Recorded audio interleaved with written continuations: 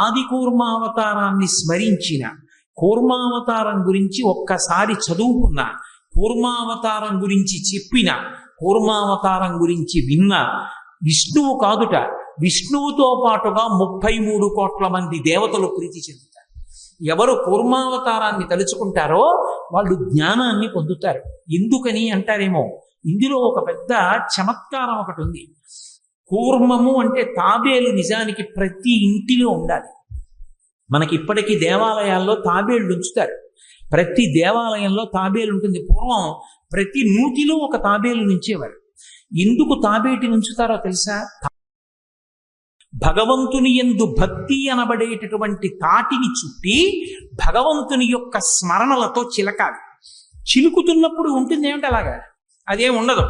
ఇవాళ ఒక్క అరగంట గాయత్రి చేయవే అని కూర్చున్నారనుకోండి, అబ్బాయి ఎంత వేడిగా ఉందో, తొందరగా లోపలికి వెళ్ళిపోయి కాస్త ఏసీ వేసుకుని గదిలో కూర్చుంటే బాగుంటుంది, పోనీ ఇవాళ ఒక్కరోజు 16 చేస్తానే, రేపు చేద్దాం. కొంచెం చల్లబడ్డాక చేసుకుంటుందని రోజు 108, 500. ఇప్పుడు ఏమిటి ఈ వేసవకాలంలో ఇప్పుడు గాయత్రి అంటే బాబు వదిలిపెట్టవే అంటే, ముందు ఏది పుడుతుంది అంటే హాలాహలం పుడుతుంది. గుళ్ళోకి వెళ్ళండి, ఓ దేవాలయంలోకి వెళ్ళిన వాళ్ళందరూ దేవాలయ రాజద్వారం దగ్గర నుంచి దేవాలయం బయటకు వచ్చేసే వరకు భగవంతుని మీద మనసు పెట్టున్నారనుకుంటున్నారా? అక్కడ తప్ప అన్ని చోట్ల పెట్టుంటారు. కాబట్టి ఆ స్థితి నుండి బయటికి రావాలి అంటే మనసు భగవంతుని యందు నిలబడి దుర్గుణములను తొలగతోసుకోగలగాలంటే, ఎందుకు మనసుకి అవన్నీ స్మరణలుగా వస్తుంటాయి?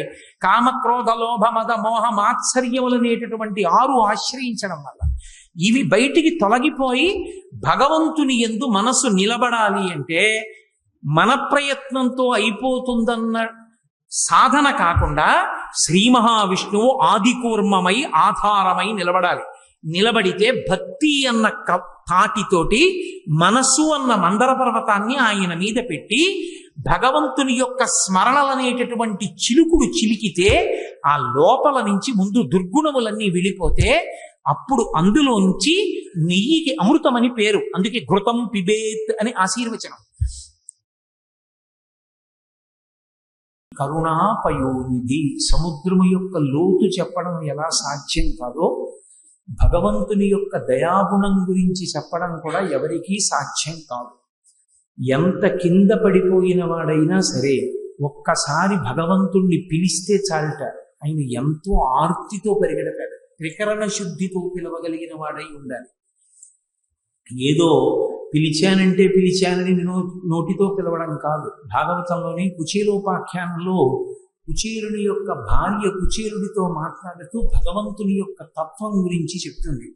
చెప్తూ అంటుంది, అసలు కలలో కూడా ఎన్నడూ భగవంతుణ్ణి స్మరించినటువంటి వాడు ఎప్పుడైనా ఆపద వచ్చినప్పుడు భగవంతుణ్ణి స్మరిస్తే, కలలోనం ఎన్నడు స్మరింపని వాడు నిజపతాబ్జాతంబుల్లంబునం తలపన్ అంతని వచ్చి ఆర్తిహరుడై తన్నైన ఇచ్చు. ఎంత ఆర్తిని పోగొట్టాలనుకుంటాడంటే ఒక్కసారి ఆర్తితో పిలిచినంత మాత్రం చేత పరిగెత్తుకొచ్చి తనని తాను ఇచ్చేసుకుంటాడు. అయ్యో ఇదేమిట్రా, వాడి కోరిక తీరిస్తే వేరు, నన్ను నేను ఇచ్చుకోవడం ఏమిటని కూడా ఆలోచించట. తన్నైన ఇచ్చును సునిశ్చల భక్తి భావములను భజించు వారికిడడే సంపత్ విశేషోన్నతులు అంటాడు. ఆ తల్లి మాట్లాడుతూ, అసలు పరమభక్తితో భగవంతుణ్ణి సేవించినటువంటి వాళ్ళ కోరిక తీరకపోవడం అన్నది ఉంటుందా? అవతల వాళ్ళ యొక్క అవగుణాన్ని చూడకుండా భక్తితో పిలిస్తే పలికేటటువంటి లక్షణం ఉన్నవాడు అటువంటి దయాసముద్రుడు. అవతార స్వీకారానికి మొట్టమొదటి కారణంగా దాన్ని చెప్పవలసి ఉంటుంది భక్తిపరంగా చెప్పినప్పుడు. ఆయన పరిత్రాణాయ సాధూనాం అంటాడు. కానీ ఆ దయ కలిగిన వాడు కాబట్టి అవతార స్వీకారం చేస్తాడు. అటువంటి స్వామి ఒకానొకప్పుడు కూర్మ అవతార స్వీకారం చేశాడు. కూర్మము అంటే మీకు అందరికీ తెలుసు, తాబేలు.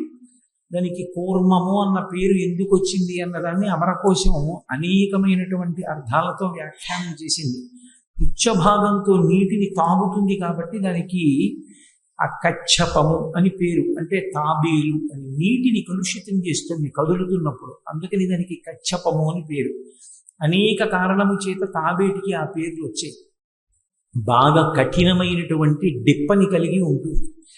అటువంటి తాబేటి రూపాన్ని పొందాడు ఒకసారి పరమాత్మ.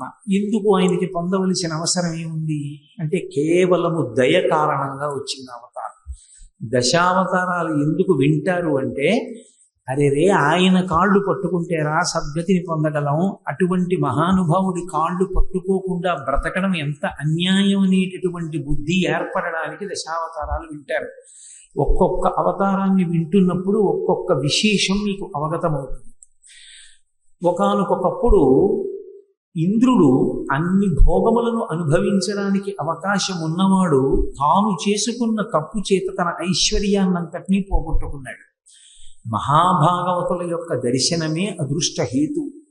పరమేశ్వరుణ్ణి నమ్మి బతికేటటువంటి వ్యక్తి ఒకరోజు మన కంటికి కనపడ్డాడు అంటే అది భాగ్యహేతు, అది అదృష్టం. అటువంటి వారు కనపడినప్పుడు నమస్కరించగలగడం సంస్కారం. అటువంటి వారి చేతితో ఏదైనా ప్రసాదం ఇచ్చినప్పుడు అది భగవంతుని యొక్క అనుగ్రహంగా భావన చేసి కన్నులకు అద్దుకుని స్వీకరించాలి. ఒకానొకప్పుడు ఇంద్రుడు ఐరావతం మీద వెళ్ళిపోతున్నాడు. ఎదురుగుండా దుర్వాసో మహర్షి వచ్చారు. దుర్వాసో మహర్షి అంటే సాక్షాత్ పరమశివుని యొక్క అవతారం. ఆయన ఎక్కడి నుంచో భగవత్ ప్రసాదాన్ని తీసుకొచ్చాడు. ఆ మాల ఆయన చేతిలో ఉంది, పుష్పమాల. అది ఈశ్వర నిర్మాల్యం, అమ్మవారి మెళ్ళో వేసి తీసిన మాల. ఆ మాల పట్టుకొని వస్తుంటే ఇంద్రుడు కనపడ్డాడు. సరే కనపడ్డాడు కదా, దేవేంద్రుడు స్వర్గలోకాధిపతి అని ఈ ప్రసాదాన్ని ఆయనకి అనుగ్రహించాడు, ఆయన చేతిలో పెట్టాడు. ఇంద్రుడు ఎప్పుడూ లేనిది అప్పుడు స్వతంత్రంగా ఒక రాక్షసుణ్ణి సంహరించి వెడుతున్నాడు. అందుకని మంచి గర్వంతో అతిశయంతో ఉన్నాడు, నా అంతవాణ్ణి నేనని. ఆ పుష్పమాల అందుకుని ఓసారి కన్నులకు అద్దుకున్నాడేమో, దాన్ని ఐరావతం యొక్క కుంభస్థలం మీద పడేశాడు. అది మంచి చైతన్య పుష్పాలతో ఉంది. అంత సుగంధాన్ని వెదజల్లుతున్నటువంటి చైతన్య పుష్పములతో కూర్చబడినటువంటి హారము కనుక అనేకమైనటువంటి తుమ్మెదలు దాన్ని ఆశ్రయించి ఉన్నాయి. ఈ తుమ్మెదలన్నీ ఆ ఏనుగు యొక్క కుంభస్థలం మీద ఎగురుతూ దాని చెవులోనూ అక్కడ రొగజేసాయి. ఆ ఏనుగుకి చీకాకు కలిగింది. అది తొండం పైకెత్తి ఆ కుంభస్థలం మీద ఉన్నటువంటి పుష్పహారాన్ని తీసి నేలకేసి కొట్టింది. కొడితే అది ముక్క ముక్కలుగా ఊడిపోయింది. ఆ కోపంతో అదేం చేసిందంటే దీనిలో తుమ్మెదలే లేచి రొగ చేస్తున్నాయని తన కాళ్ళతో కొట్టేసింది. దుర్వాసో మహర్షి చూశారు. ఆనాడు ఇంద్రుడు చెయ్యడం ఏమి ఇప్పుడు మనం చెయ్యట్లా? పెద్దవాళ్ళు విధించుకున్న వాళ్ళు దేవాలయాలకి వెళ్ళినప్పుడు ఓ పుష్పహారం ఇస్తారు, భగవంతుడి మెడలో ఉన్నది తీసి. వీడు తెచ్చి డ్రైవర్కి ఇస్తాడు, డ్రైవర్ తెచ్చి కారుకి వేస్తాడు. ఆ కారు వెడుతుంటే అది కింద పడి దాని చక్రాల కిందే వెడుతుంది. అదే ఐశ్వర్య పతనానికి కారణం. కాబట్టి ఒక వస్తువుని ఎక్కడ పెట్టాలో తెలియని వాడికి ఆ వస్తువుని ఇవ్వకూడదు. శాస్త్రం అంతే. ఈ వస్తువు ఇచ్చినప్పుడు కనీసం ఎక్కడ పెట్టాలి అన్నది తెలియని వాడికి ఎప్పుడూ ఆ వస్తువు ఇవ్వకూడదు.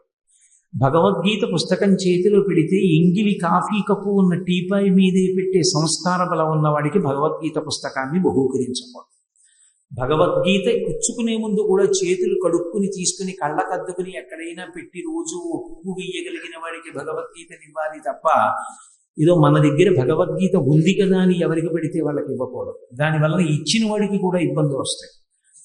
దుర్వాసో మహర్షి ఇచ్చినటువంటి భగవత్ ప్రసాదాన్ని దేవేంద్రుడు ఎప్పుడైతే ఐశ్వర్య మదంతో దుర్వినియోగం చేశాడో దుర్వాసో మహర్షికి కోపం వచ్చింది.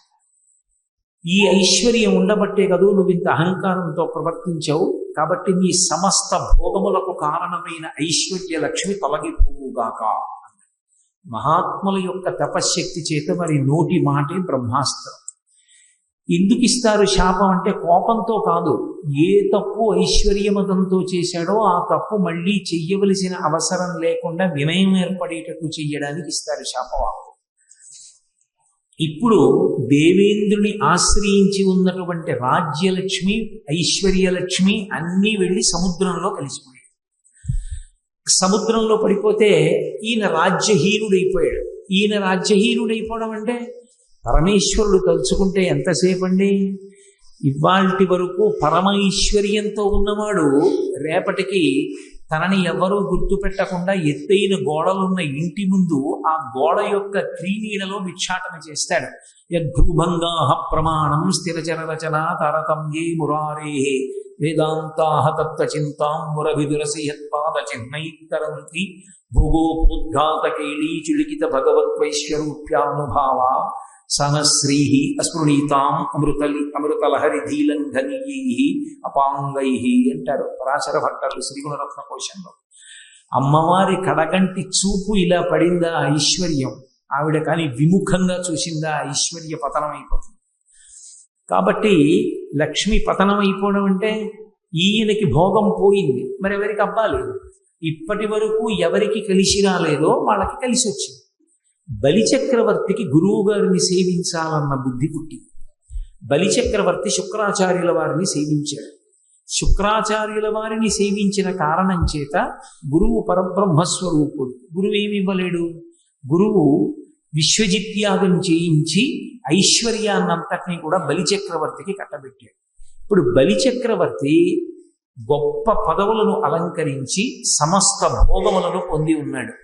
దేవతలు ఎన్నిసార్లు యుద్ధానికి వెళ్ళినా రాక్షసుల చేతిలో ఓడిపోతున్నారు. కారణం ఒక్కటే, లక్ష్మీదేవి అనుగ్రహం లేదు. బ్రాహ్మణ వాక్కు చేత పోయింది, దుర్వాసో వాక్కు చేత.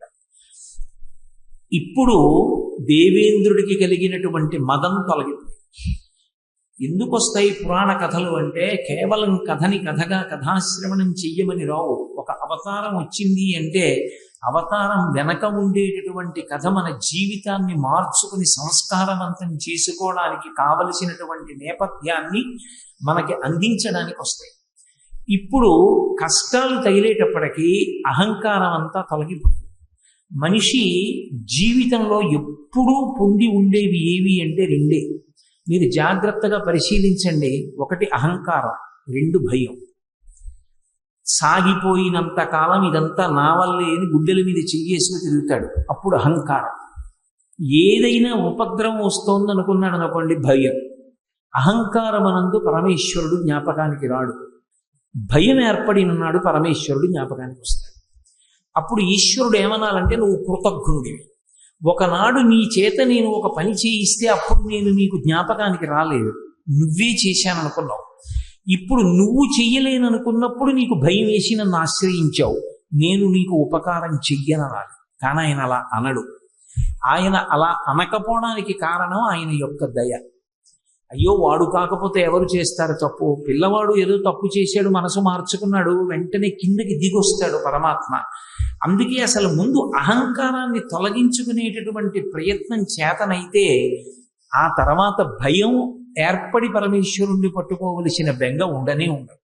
ఎందుచేత అహంకారమే లేదనుకోండి, వినయం ఉందనుకోండి, ఏ పని చేస్తున్నా పరమేశ్వరుడు చేయిస్తున్నాడు మహానుభావుడు, ఆయనది కీర్తి. ఆయన నా యందు నిలబడకపోతే నేనేం చేయగలనన్న భావన మనసులో ఉంటే తను అహంకరించడానికి అవకాశం ఎక్కడుంది? తను అహంకరించడానికి ఏమి ఉండదు. ఆ అహంకారం లోపలికి వచ్చిందనుకోండి, ఏ చిన్న విభూతో చాలు నా అంతటి వాణ్ణి నేను అన్నాడు. అందుకే అసలు ఆ వినయం పెద్దల దగ్గర నేర్చుకోవాలి. ఎంతంత గొప్ప గొప్ప పనులు చేసి ఎంతో త్యాగబుద్ధితో ఉండగలిగినటువంటి వాళ్ళు ఎంతో వినయంతో కనపడుతుంటారు సమాజంలో. అటువంటి వారి చేతి అక్షతలు వేయించుకో. అది శ్రీరామ రక్ష. అది అబ్బాలి, అది సంస్కారం. ఆ సంస్కారమే మనిషి ప్రశాంతంగా జీవించడానికి కారణమవుతుంది. కాబట్టి ఇప్పుడు ఇంద్రుడికి కలిగినటువంటి మదం దేని వల్ల పోయింది అంటే, తిరిగి నాకు ఐశ్వర్యము రాదు అన్న భయం చేత పోయింది. అసలు ఇలా బ్రతకనిస్తాడా? కనపడితే చంపేస్తాడేమో బలిచక్రవర్తి. ఈ భయం పెరిగినప్పుడు మళ్ళీ పరమేశ్వరుడు జ్ఞాపకానికి వస్తాడు. ఇప్పుడు దేవతలందరూ కలిసి చతుర్ముఖ బ్రహ్మగారిని పరమశివుణ్ణి తీసుకుని శ్రీ మహావిష్ణువు గురించి స్తోత్రం చేశారు. ఎందుకు ఆయన గురించి స్తోత్రం చేయాలి అంటే, నేను నిన్న మీతో మనవి చేశాను, ఆయన స్థితికారుడు, రక్షకత్వాన్ని ఆయన వహిస్తూ ఉంటాడు. అందుకని రక్షణ చెయ్యి అని కోరారు. రక్షణ అన్న మాటకు అర్థం ఏంటి? ఇత పూర్వము తాను ఏది పొంది ఉన్నాడో అది తన యొక్క ప్రవర్తన చేతనే పోగొట్టుకున్న నాడు, ఇప్పుడు నేను మారాను కాబట్టి మళ్ళీ నన్ను అనుగ్రహించు. అలా అనుగ్రహమే రక్షణ. నువ్వే జోక్యం చేసుకుని నన్ను కాపాడగలవు, కాబట్టి రక్షించవలసింది అని ప్రార్థన చేశారు. శ్రీ మహావిష్ణువు విని ఆయన 2 మాటలు చెప్పాడు. కాలము అని ఒకటి ఉంది, అది కలిసి రానప్పుడు మనిషి నేర్చుకోవలసినది సహనము అన్నాడు. చాలా గొప్ప మాట నిజంగా. కాలోహి బలవాన్ కర్త సతతం సుఖదుఃఖయో నరాణం పరతంత్రాణం పుణ్యపాపానుయోగత. కాలం కలిసి రాలేదండి అంటే, కాలం కలిసి రానప్పుడు మనిషి ప్రయత్నపూర్వకంగా అలవరుచుకోవలసినది ఏది అంటే సహనం. సహనమే దానికి జవాబు. వేచి ఉండడమే, ఓర్పుతో ఉండడమే. నీకు కాలము కలిసి రాలేదు. కాలం ఎవరు? కాలం అంటే ఏదో కాదు, భగవంతుడే కాలస్వరూపంతో ఉంటాడు. అందుకే గీతాచార్యుడి కృష్ణ భగవానుడు భగవద్గీతలో కాల కలయతామహం అంటాడు. నేను కాల రూపంలో లెక్కలు కడుతూ ఉంటాను. ఏ రోజున ఎవడు ఏది అనుభవించాలో, ఏ రోజున ఏది పొందాలో, ఏ రోజున ఏది పోగొట్టుకోవాలో నేను నిర్ణయం చేస్తాను, గత జన్మ పాప పుణ్యములను ఆధారం చేసుకుని అన్నాడు. కాలము ఈశ్వర స్వరూపమే. కాలము మీకు అనుకూలముగా లేదు, కాబట్టి సహనం వహించండి. సహనం అన్న మాటకు అర్థం కనపడితే బలిచక్రవర్తి చంపేస్తాడని బెగ్గపెట్టుకు తిరగడం కాదు. ఆ రాక్షసులతో ప్రయత్నపూర్వక స్నేహం చెయ్యండి. ఎప్పటి వరకు? మీకు మళ్ళీ కాలం కలిసి వచ్చేవారు. ఇవాళ వినయంతో ప్రార్థన చేసేసావని వెంటనే అనుగ్రహించే అవకాశం ఉండదు. ఆ బుద్ధి బాగా స్థిరీకరింపబడిందని నిర్ణయానికి రావాలి. అందుకని రాక్షసులతో చిలిమి చేసి తిరగండి. ఇకపైన దేవతలందరూ యుద్ధం చేసినా సరే రాక్షసుల చేతిలో మరణిస్తామని బెంగ పెట్టుకుని ఉన్నారు మీరు. మీ బెంగ తొలగిపోవాలంటే నేను మీకు ఒక మార్గం చెప్తాను. అందరూ వెళ్ళి పాలసముద్రాన్ని చిలకండి. పాలసముద్రాన్ని చిలికితే అందు నుండి అమృతోత్పాదనం అవుతుంది. ఆ అమృతము ఉత్పాదింపబడినప్పుడు ఆ అమృతాన్ని తాగితే దేవతలకి ఇక పైన జర అంటే వృద్ధాప్యము కానీ, మృత్యువు కానీ, భయము కానీ ఉండవు. మీరు దేవతలని గెలవగలుగుతారు. అందుకని అమృతోత్పాదన యత్నము చెయ్యండి. అమృతోత్పాదన యత్నము విమలమతించేయుటొప్పు వేల్పులు వినుడి, అమృతంబు తాది జంతువులు అమృతగతిన్ పొందుచుండు నాయుర్వృద్ధిన్ అన్నారు శ్రీ మహావిష్ణు. నేను చెప్పిన మాట మీరు బాగా వినండి. అమృతోత్పాదన యత్నము విమలమతించేయుటొప్పు వేల్పులు వినుడి. ఓ దేవతలారా, మీ అందరూ కూడా అమృతాన్ని ఉత్పాదన చేసేటటువంటి ప్రయత్నం చెయ్యడం విమలమతించేయుటొప్పు. విమలమతిన్ అంటే నేను చెప్పిన మాట నమ్మి ఈ ప్రయత్నమునందు పూనిక వహించడం మీకు తగినటువంటి కార్యం. కాబట్టి మీరు అది చెయ్యండి. అమృతం వస్తే ఏమవుతుంది? అమృతం తాగితే దాని వలన ఆయుర్వృద్ధిన్, ఆయువు పెరుగుతూ ఉంటుంది తప్ప ఆయువు క్షీణించదు. ఆయువు క్షీణించడము అన్న మాటకు అర్థం ఏంటి? వికారమును పొందుట. వికారమును పొందితే ఆయువు క్షీణించింది అంటారు. అందుకే 50 సంవత్సరాలు వచ్చే వరకు శరీరము అని పిలుస్తారు. 50 సంవత్సరములు దాటిపోయి అనుకోండి దేహము అంటారు. మీ దేహం బాగుందా అని అడగాలి, అంతేగాని మీ శరీరం బాగుందా అని అడగకూడదు. దేహము బాగుందా అంటే దహ్యమానమయ్యేది, కాలిపోవడానికి సిద్ధపడిపోతుంది అని. అప్పుడు 3 వికారములను దాటిపోతాడు. ఉండేవే 6 వికారాలు. ఏమిటా 6 వికారాలంటే పుట్టినది, పుట్టడమో వికారం. ఎక్కడదో ఎప్పుడో ఉన్నటువంటి జీవుడు ఇప్పుడు పుట్టాడు.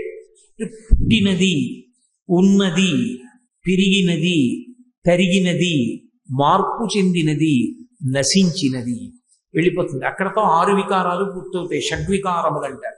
ఈశ్వరుని యందు ఈ షడ్వికారములు ఉండవు. ఆయనకి ఈ 6 వికారములు ఆయనకి అన్వయం కావు. అందుకే షడ్రిపు షడూర్మి షణ్ముఖ జనక అని పిలుస్తారు శంకరాచార్యులు వారు పరమశివుడు. కామక్రోధ లోభ మద మోహ మాత్సర్యములనేటటువంటి 6 శత్రువుల చేత, 6 వికారముల చేత బాధని పొందుతుంటాడు మనుష్యుడు. అటువంటి వికారములలో 50 దాటిన తర్వాత వచ్చేటటువంటి ప్రధానమైన వికారం ఏది అంటే దేహము దహ్యమానమవడం. అంటే దేహము, ఈ శరీరము కాలిపోవడానికి సిద్ధపడిపోతుంటుంది. అంటే ఇంకా శరీరం వెళ్ళిపోవడానికి సిద్ధపడిపోతుంది అని. ఇటువంటి వికారములు మీకుండవు. ఆయుర్వృద్ధిన్ అంటే ఎంతకాలం ఉన్నా కూడా ఇంతకాలం ఉన్నానని చెప్పడమే కానీ వెళ్ళిపోతానన్న మాట అనవలసిన అవసరం ఉండదు. శరీరాలతో ఉంటారు. అప్పుడు మీకు సగం భయం పోతుంది. మీకేమిటి భయం? బలిచక్రవర్తి చంపేస్తాడేమో. అసలు ముందు ఈ భయం పోతుంది. భయాలన్నీ దేన్ని ఆవహించుంటాయంటే చచ్చిపోతానేమోనన్న మాటను ఆవహించుంటాయి. కాబట్టి ఇప్పుడు ఆ మాట ఉండదు, కాబట్టి మీకు భయం ఉండదు. కాబట్టి మీరు చక్కగా వెళ్ళి అమృతోత్పాదన యత్నం చెయ్యండి. అయితే లక్ష్మి అంతా కూడా వెళ్ళి సముద్రంలో పడిపోయి ఉంది. ఇప్పుడు ఆ సముద్రంలో ఉన్న లక్ష్మి పైకి రావాలి. సముద్రంలో ఉన్న లక్ష్మి పైకి రావాలి అంటే దానికి ఒక్కటే ఒక్క మార్గం ఉన్నది. పాల సముద్రాన్ని చిలకాలి. పాల సముద్రాన్ని చిలకడానికి కవ్వంగా ఉపయోగపడేటటువంటి పదార్థం ఒక్కటే ఉంది, అదే మందర పర్వతం. మందర పర్వతాన్ని పైకి తవ్వి ఎత్తి పట్టుకోవాలి. మందర పర్వతాన్ని తవ్వడానికి కావలసినటువంటి సాధన సంపత్తులు మీ దగ్గర ఉన్నవి పనికిరావు. అందుకని దేవతల యొక్క శిల్పి అయినటువంటి త్వష్టని ఆశ్రయించండి. చిత్తా నక్షత్రానికి త్వష్ట అధిదేవత. అందుకే చిత్తా నక్షత్రంలో ఎవరైనా పుడితే హోమం చేస్తారు, శాంతి హోమం చేసి త్వష్ట ఇదం నమమా అంటూ హవిస్సిస్తారు. ఆ త్వష్టని ఆశ్రయించండి. ఆయన పదునైనటువంటి తౌగాళ్ళు సిద్ధం చేస్తాడు. వాటితో భూమిని తవ్వండి. తవ్వి రోకళ్ళు భూమిలోకి దింపండి. దింపి కదపండి, పైకి ఎత్తండి. దాని మూలం కదులుతుంది. ఆ పర్వతం కింద పడిపోకుండా రాక్షసులు దేవతలు తమ తమ బలాలు చెప్పుకుని జాగ్రత్తగా ఎత్తి పట్టుకుని సముద్రం దగ్గరికి తీసుకెళ్ళండి. సముద్రంలో దింపండి. దింపి చిలకండి. చిలికితే అందులోంచి అమృతోత్పాదనం అవుతుంది. అమృతానికి ముందు హలాహలం కూడా వస్తుంది, జాగ్రత్తగా ఉండండి. అందులోంచి లక్ష్మీ, కామధేనువు, కల్పవృక్షము, ఇత పూర్వం స్వర్గలోకంలో దేవేంద్రుడి యొక్క సమస్త భోగములకు కారణమైనటువంటి సాధన సంపత్తులు ఏవి దుర్వాసో మహర్షి యొక్క శాపవాక్కు చేత అంతర్ధానమైపోయాయో అవన్నీ మళ్ళీ పైకి వస్తాయి. అప్పుడు ఇంద్రుడికి ఐశ్వర్యం కలుగుతుంది. అందుకని మీరందరూ వెళ్ళి క్షీరసాగర మథనం చెయ్యండి. సరే, వెంటనే వెళ్ళారు. ఈ దేవతలు రాక్షసులతో స్నేహం చేశారు. వాళ్ళందరూ కనపడగానే రాక్షసులు దేవతల్ని చంపేస్తా ఉన్నారు. బలిచక్రవర్తి అన్నాడు తప్పు. ఆయన ధర్మం అయింది. రాక్షసులైనంత మాత్రాన ధర్మం లేకుండా ఉండరు. రాక్షసులలో ప్రహ్లాదుడు లేడు, మహానుభావుడు. ప్రహ్లాదుడి మనవడు బలిచక్రవర్తి. మనని ఆశ్రయించి స్నేహభావంతో వచ్చిన వాళ్ళని సంహరించకూడదు. అందరం కలిసి అమృతోత్పాదన యత్నం చేద్దాం రెండన్నాడు. అందరూ వెళ్ళారు. తౌగాళ్ళు పెట్టి తవ్వారు, రోకళ్ళు దింపారు, గులపాలు దింపారు, పర్వతాన్ని చేతులు పట్టుకుని ఊపారు. మెల్లగా అది కదిలింది. దాని కిందకి చేతులు దింపారు. తమ తమ బలాలు చెప్పుకున్నారు, బిరుదులు చెప్పుకున్నారు. మందర పర్వతాన్ని పైకెత్తారు. జాగ్రత్తగా ఒబ్బిడిగా అడుగులేయండి అన్నారు. ఆ పర్వతాన్ని పట్టుకుని అడుగులో అడుగు వేసుకుంటూ సముద్రం దగ్గరికి తీసుకొస్తున్నారు. ఎంత జాగ్రత్తగా తీసుకొస్తున్నా అది మందర పర్వతం, పెద్ద పర్వతం. ఆ పర్వతం ఒక పక్కకి ఒరిగేటప్పటికీ ఆపలేకపోయారు. ఆ పర్వతం నేల మీద పడిపోయింది. పడిపోవడంలో దాని కింద పడి కొన్ని వేల మంది రాక్షసులు దేవతలు శరీరాలు విడిచిపెట్టేశారు, చనిపోయారు. ఒరే, మనం బుద్ధిహీనులనరా, విష్ణువు మాట వినడం ఏమిటి? ఆయన మందర పర్వతం తవ్వమంటే తవ్వడం ఏమిటి? ఇది కృతజ్ఞత అంటే. ఇది చూస్తాడు ఈశ్వరుడు. ఈ విషయంలో నిలబడగలరా అన్నది చూస్తాడు. మందర పర్వతాన్ని తీసుకెళ్లి సముద్రంలో దింపేసి ఉంటే విష్ణువు చెప్పిన మాట మంచిది. మందర పర్వతం మేము ఎత్తగలమండి అని ఓ మాట అంటే ఆయన ఏమని ఉండేవాడు? మందర పర్వతం ఎత్తండి అంటే ఎత్తేస్తామని వెళ్ళిపోయారు. ఆయనదా తప్పు, వీళ్ళదా? ఆ పర్వతం పడిపోయిన తర్వాత, ఇంతమంది చచ్చిపోయిన తర్వాత వాళ్ళ బలాలు స్మరించి అప్పుడు ఏడవడం మొదలుపెట్టారు. అయ్యో, ఈ మందర పర్వతం ఏమిటి, మనం తవ్వడం ఏమిటి, ఎత్తి పట్టికెళ్ళడం ఏమిటి, అసలు దీన్ని పాల సముద్రంలో ఎలా దింపుతాం? దింపాం పోది నెల తిప్పుతాం, ఎలా చిలుకుతాం? ఆయన చెప్పాడు, పో మనకు బుర్ర ఉండద్దు, మందర పర్వతాన్ని పైకెత్తడం ఏమిటి, కవ్వంగా చేద్దామని అని ఇప్పుడు ఏడుపు మొదలెట్టారు. తన మాట వమ్మైపోతోందని ఆధారం లేక ఏడుస్తున్నారు. కాబట్టి తను అన్న మాట మీద ప్రయత్నం అన్నది మొదలు పెట్టారు. కాబట్టి నింద చేసినా తాను వచ్చాడు గరుత్మంతుని. అది ఆయన దయ. ఏడవని వాళ్ళు నన్ను తిడుతుంటే నేనెందుకు వెళ్ళాలని లేదు, నా మాట నమ్మి ఎత్తారు కదా పర్వతం, నేను ఎడతానన్నాడు. ఆయన గరుత్మంతుణ్ణి అధిరోహించి వచ్చాడు. వచ్చి ఈ పర్వతమేనా పడిపోయిందని ఏడుస్తున్నారు అన్నాడు. అవును, ఆ పర్వతమే అన్నాడు. ఆయన ఓసారి దాన్ని అలా చేత్తో హేళగా పైకెత్తి బొంగరాన్ని తిప్పినట్టు ఇలా ఇలా ఇలా చేత్తో తిప్పాడు. తిప్పి చేత్తో ఎత్తి ఇలా పట్టుకొని గరుత్మంతుని యొక్క మూపు మీద పెట్టాడు. పెట్టి, ఓ గరుత్మంతా, దీన్ని తీసుకెళ్లి క్షీరసాగరంలో దింపు కవ్వంగా. అలాగే మహానుభావ అని తన యొక్క మూపురం మీద పెట్టుకుని గరుత్మంతుడు తీసుకెడుతున్నాడు. ఇప్పుడు శ్రీ మహావిష్ణువు దేవతలందరికీ ఆధ్యక్షం వహించాడు.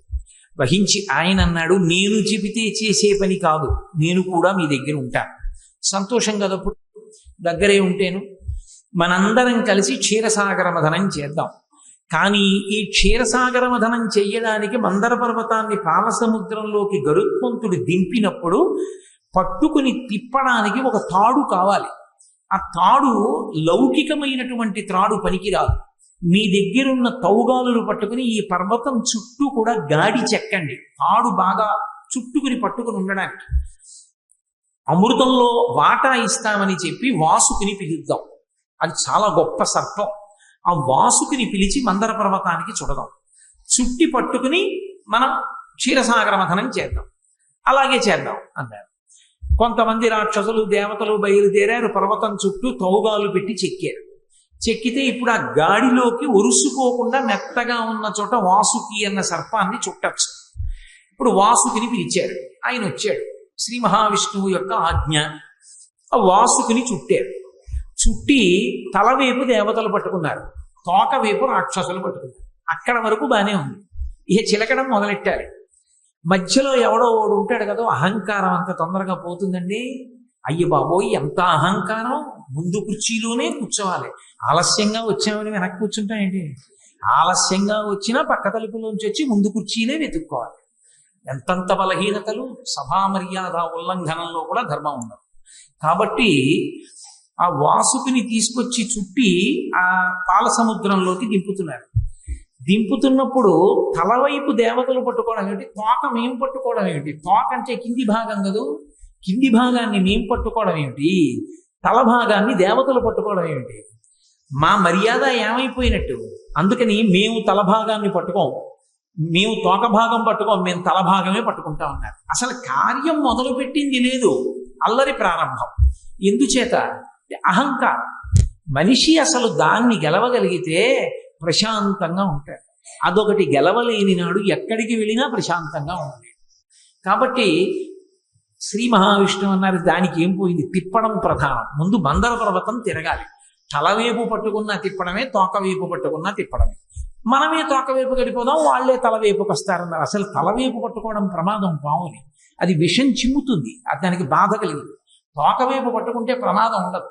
వాళ్ళు కావాలని తల పట్టుకున్నారు. సరే పట్టుకోండి అన్నారు. వీళ్ళు తోక పట్టుకున్నారు దేవతలు. మందర పర్వతాన్ని తీసుకెళ్లి పాలసముద్రంలో దింపి పూర్తిగా దిగకుండానే తేల్చి పట్టుకుని తిప్పుతున్నారు.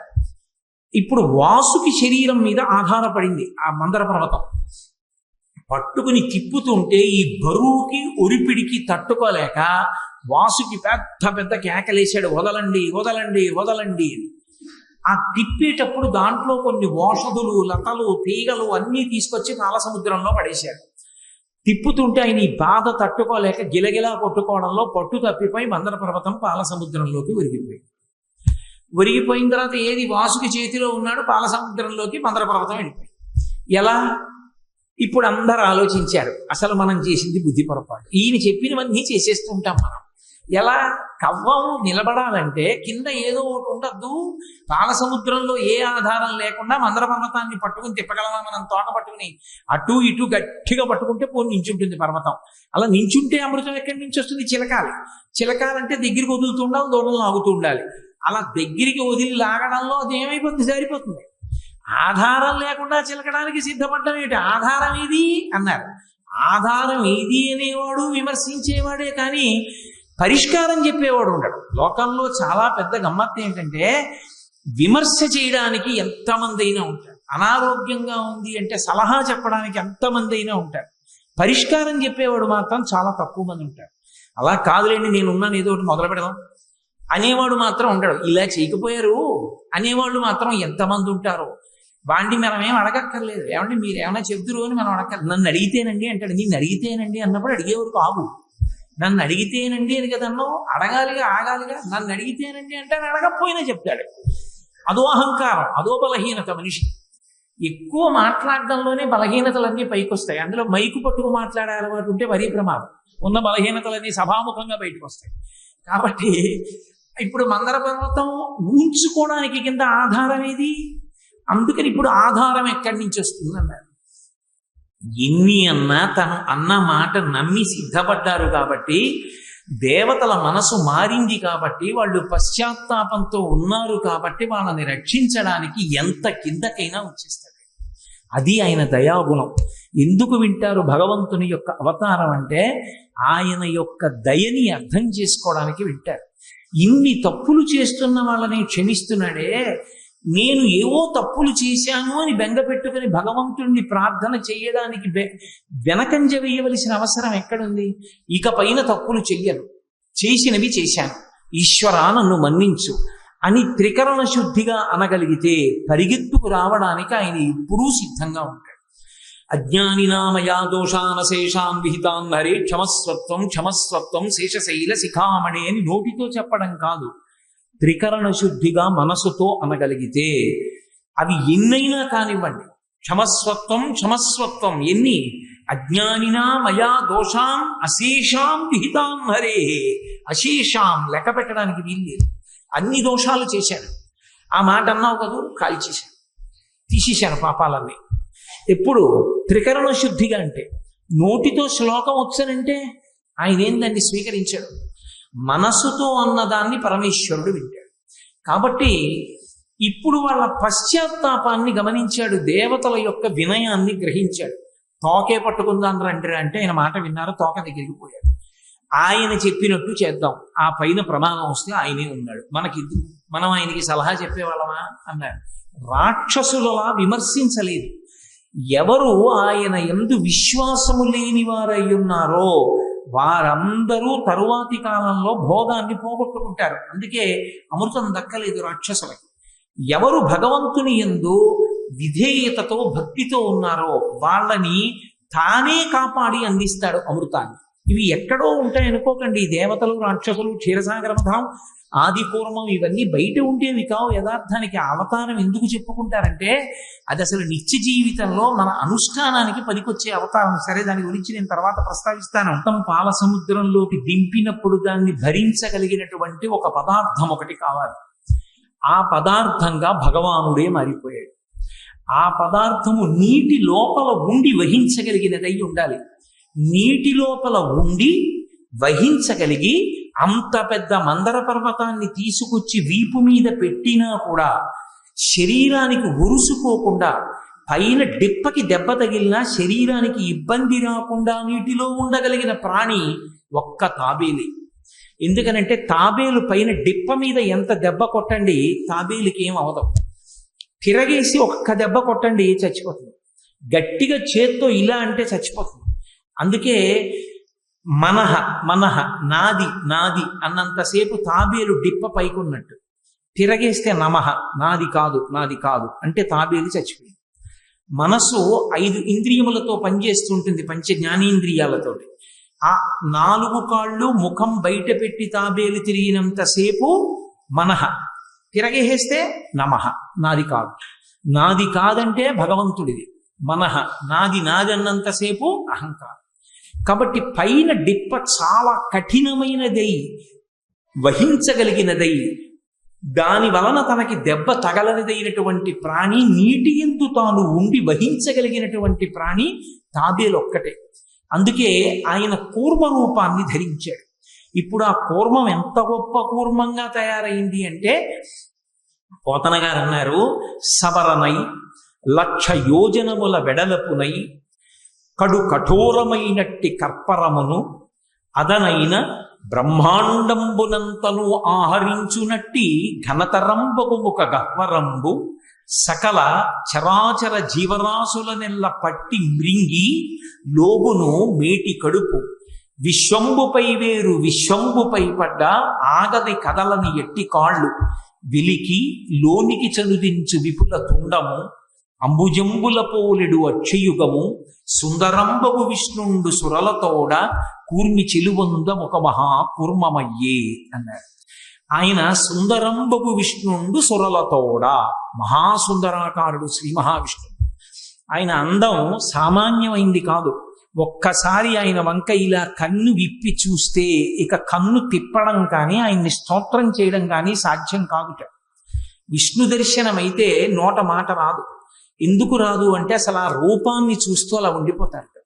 చూపుల శ్రీపతి రూపము నాపోవక త్రావి త్రావి హర్షోద్ధతయై వాపుచ్చి మందమధురాలాపంబులపబడినది లక్ష్మీనాథున్నంటారు పోతన గారు వామనమూర్తి ఘట్టంలో. ఆయన రూపాన్ని చూస్తే చాలు అంత పొంగిపోతారు.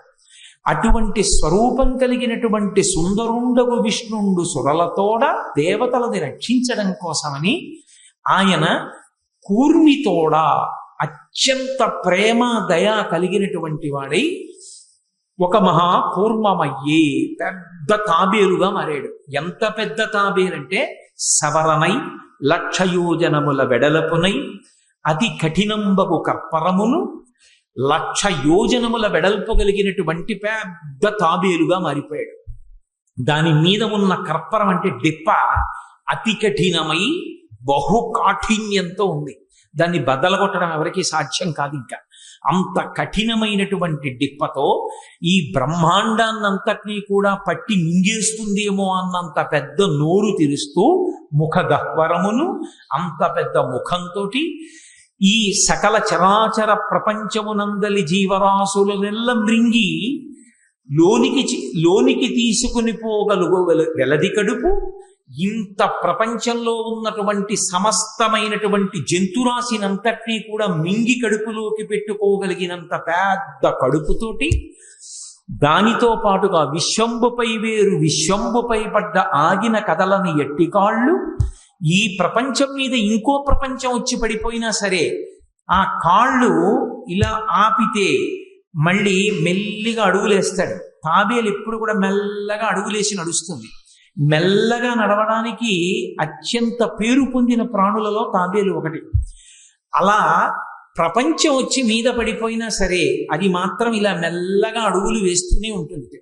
అలా వెయ్యగలిగినంత బలము కలిగినటువంటిదై వెలికి లోనికి చనుదించు విపుల తొండము లోపలికి బయటికి విడుతున్నటువంటి తొండంతో అంబుజంబుల పోలిడు వక్షయుగము తామర పువ్వుల్లాంటి కన్నులతోటి సుందరుండగు విష్ణుండు సురలతోడ కూర్మి చిలువందనొక మహాకూర్మమయ్యే.